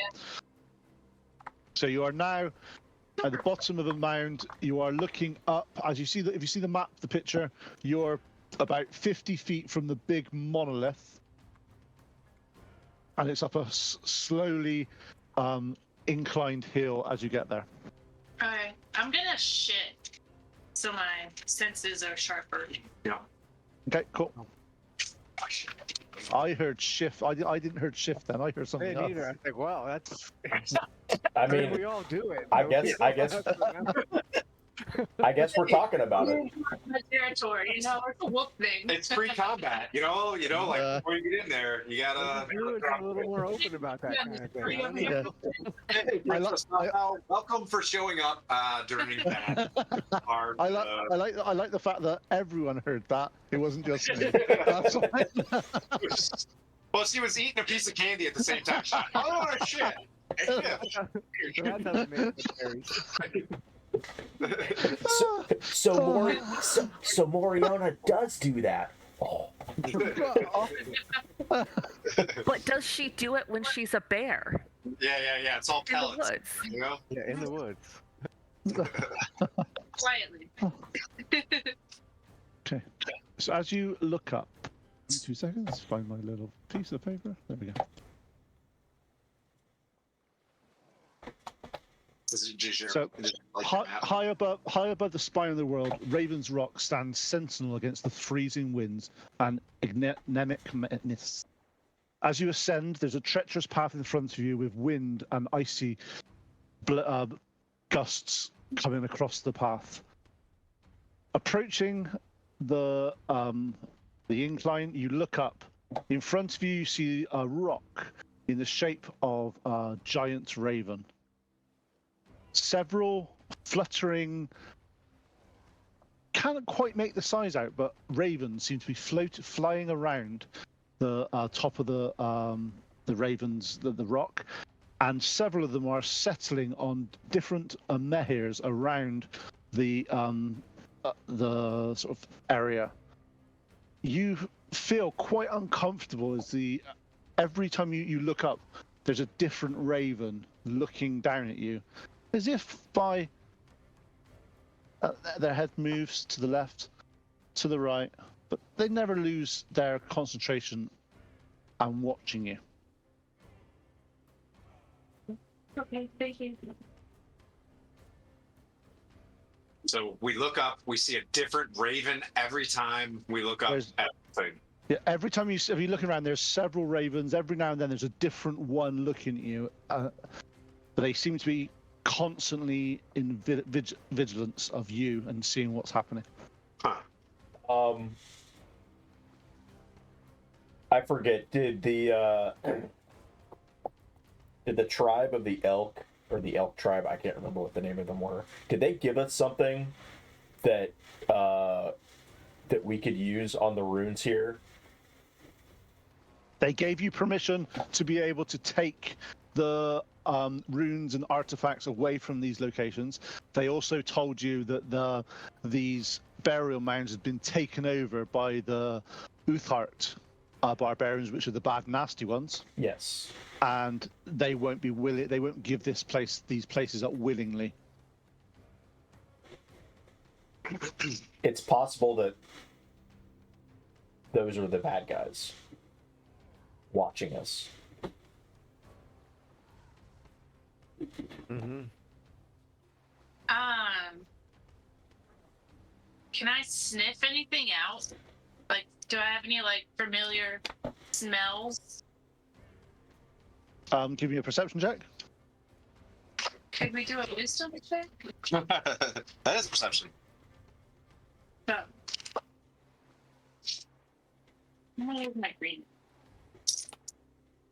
Ah, never mind. Oh no! I have Sorry, advantage. could you hear me? I have advantage. You guys can hear me? All right. I can hear you. I can hear you. Oh yeah, I was trying to do a perception check as well. I got a 7 though. So Okay. You perceive that those, especially with your wings and your familiarity with birds, from this distance, they are definitely larger than your standard raven. all right, let them know. They're kinku. Let the group That's know. what they are. I'm gonna take commander as well. Third time's turn. We're all just rolling horrible. Oh. 11. 11. What did Can you I get? use my 5 cents? Oh, Hang on. What did Mariana get first? I got a 9. Oh. All you know is birds. I see birds. all you see is there's birds up there, and from Pleep's more familiarity with the feathered variety of things, and this height, this distance, they are definitely larger than your average raven. Question: if I turn into a raven, can I understand raven? Yes, but you can't communicate that back to people. Unless You'd have to convert. Yeah. I talk to her telepathically, right? Yep. Yeah, you can do that. These look, from this distance, especially now, Mariana, it's been highlighted to you that they are very similar in size to what your giant eagle was, a large creature. Well, I probably can turn into a giant raven if I can turn into a giant eagle. I didn't go through the whole list. You got it. But I make that suggestion to the party and let them know that I can do that, I can try to communicate to them as Raven, but that's the last time I can transform today. That'll be my last one. Yeah, I mean, if we can communicate with them, that would be good. But then you're out of becoming a tank if needed. Yeah. I think we have enough tanks. Not gonna lie. Yeah. Yeah. I kind of nudged Zora. I'm like, let's super sleuth this. Hop in there, Okay. infiltrate. Something the supplier, something the dealer. Okay. Noinak, do you want to come with me? Sure. And I'll Psychically. Can I turn into a giant? I do not see Raven? giant raven. You won't be able to because they're actually giant vultures, just reskinned as giant ravens. But there are ravens cruising around Yeah. here, though, right? Yeah, you Yeah. turn into a Raven. You can turn into a giant raven. They got the same stats as giant vulture. Oh, Okay. Giant vulture. a benevolent DM to the druids. Now, if I would have asked for that, I would have turned into a goat. Or the fact is that reading the book here, they actually say, Turned into they a goat actually in said- Baldur's Gate yesterday. Tim, or the fact is in the book it says, used X giant ravens in brackets, use the giant vulture statistics. Ooh, rule of his I- written. All right. So here we go. But don't go murder anybody, I say, and I look at everybody. Get it? 'Cause Make sure everyone puts all their shiny stuff away. Ooh, Tim's got shiny armor. Ooh, I like yeah. this. Thanks for the drink there, Distal. hey, What could possibly go wrong with your shiny armor, Tim? Like, ting ting. A bird It's my poops on I it. pat her head. I'm like, you go get them. Okay, as you fly up, you notice that there are about. Let me just see if I can do my math properly, just to make sure. There's 8 giant ravens floating around and flying around this area. Most of them are sat on the tops of the menhirs. They seem to be avoiding the Raven's Rock. They don't want to sit on the Raven's Rock, but they are flying around. As you go up and you see them, they make some sounds towards you, which you understand, and it's a warning of don't be here at nightfall. Okay. I call back to them and say thank you. Why are you here? Oh, Why are you here? Why is nighttime dangerous?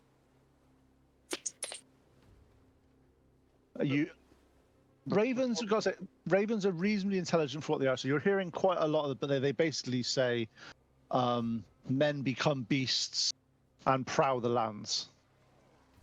Okay. But where? Okay. I tell them why we're here and let them know that a lot of obelisks and of power have been stolen by the giants. They're using them to raise in their power, and I tell them that we're here to ensure that this place is protected, and ask them who is the protectors of Raven Rock. Ooh, nice job.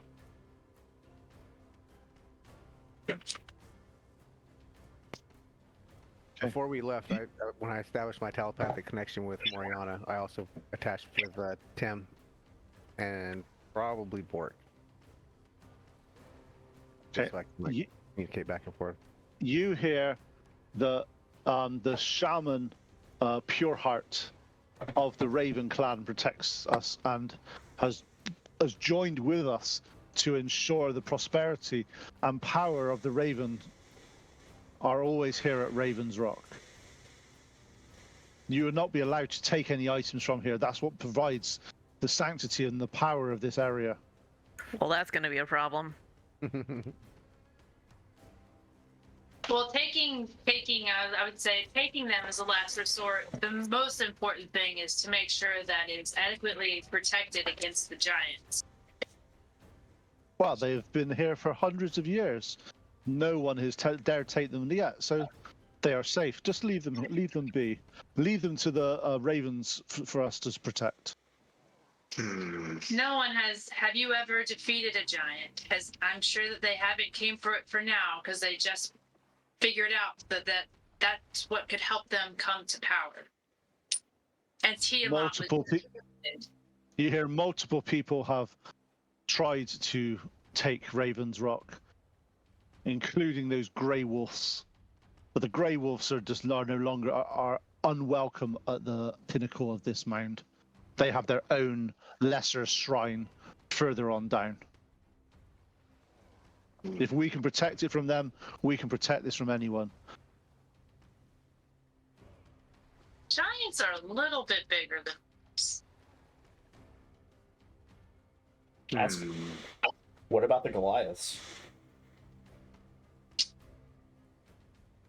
Yeti, Goliaths. The Are they? the Utrecht, the Utgard. Yeah, the they- Raven people are the Raven. The Raven tribe are part of the Uthgardt barbarians. Oh, okay. So we know that these guys are evil-ish. They're as bad as you generally get out this area. Yeah. Well, enough said. So my notes say Tribe of the Raven is a deceitful tribe of barbarians, not honorable, and they've been increasing. Yep. Nobody's gonna be able to stop him at that point. Do you want me to talk? Yeah, you coming back? Noinek, you want to tell me anything telepathically to say to them? You're a bunch of liars. Give them the bird. Bird joke. I Terrible. say we play along for now. Go back and regroup. Let them think that we're agreeing with what they're saying, and then Yep. So I'm morning. not gonna let them know that I have friends with me. I'm just going to say thank you for the information. This is your warning. As you say that to them, they sort of go, We've been observing you since you got here. We know there are 6 of you here, and that you are not what you seem. We are here to protect the land and to keep balance through nature. I say all the druid things. Yeah, and then he said, well, if you want to stay as a raven, join us. Help us protect this area. You seem to make a very, very good raven. Much better with wings than 2 legs. That is tempting. It's something I can't decide lightly. I will have to go back and talk to my adventuring team. And Well, if you are the raven. if you progress any more onto our sacred area, we will have to inform our clan. Do we want to talk to the clan? I asked Noinek, do we want to talk to their clan? Noinek asked them, do we want to talk to their clan? Sounds like if they're being abrasive, I say you guys come back here or hold where you're at least Noinek stay hidden where you're at. And I think, I feel like we're trying to get these dudes out of here regardless, right? Yeah, I think these guys are baddies, but I don't think we want them to know that we think. Yeah, they're and I'm going to go with the approach that this should be everybody's rock. So I feel like you're being roxists, and you're gonna have to leave. Okay, so I'm gonna set up a meeting and be like, Hey, thanks for the raid, Catchy Cantrips. Welcome, Raiders. So I'm gonna go. So hearing this conversation from Noinek, I'm going to ask them if we could meet with their tribesmen and maybe come to an agreement. Well, if he says wait till early evening, and I will bring them here. Okay. Didn't they just say not to be here at night? Yeah, you just said not to be here at night. They I look. feel like you're luring us into something not cool, man. You're not as stupid as you. Red team go. all you hear is, well, we go, we bring, and they start to flap off. Okay, well, I'm going to tell Tim and the crew to get over here. I'm flying back to the crew. Like come up there like with raid prep, or come up here What ready to time? talk. What time? What time is it How about currently? Tormund's Three, tiny half past hut? Bam. Ooh, man, we could pop up there. Yeah. What do we know about werewolves? They come out at night. They come out at night. They howl. They howl. Hey. And they grr. Yep, and a bit of howling lately. Why Also, tiny hut. don't we just Tiny hut takes a minute. Tiny hut takes a minute to cast. So it's not something you can do in combat. Yes. So you can do it before combat and all that sort of stuff. But it does take a minute to cast. Yes, This is me it's meant to kind of knowing the answer already, and I'll be like, "So Zora, you want to pop the lid on this thing?" And I start walking up. Bloodsuckers at night could also be vampires. Let's. I guess when I'm saying, why don't we pop the hut now? Get inside the hut. Nobody can see us throughout the night, and then we can And do can't whatever get we in. want. But they can see the hut, but They said they've been watching us. I can maybe cast Pass Without a Trace if I added it. I don't remember if I did when I leveled up. If I'm tracking right, they've been following us. They know where we are. Right. But if we take a long rest in the hut and then come back fresh in the morning. Hey, That's what I'm saying. yeah. let's head it up. All right, I They can do that. they All right. already know we're here. So You have spoken. Let's find a good spot. We're gonna I put the can't hut. wait to raid to the Raven dudes tomorrow morning and pay homage to the Uthgar barbarians, wink, and then set up our. Can I have a deception roll, please, Tim? To say Don't mind something if I do. in Paladin's lying. It's lying for justice. That's a 6, as I say that out loud. I'm So lying that's- what I for think you justice. need, he needs to do an athletic check for that mental gymnastics there. Yeah, you sort of go, yeah, we'll pray to you tomorrow morning, wink, and walk off. Really subtle, like. Well, tiny hut. Tiny hut. I'll take first shift in my gear. I'll make sure that I'm at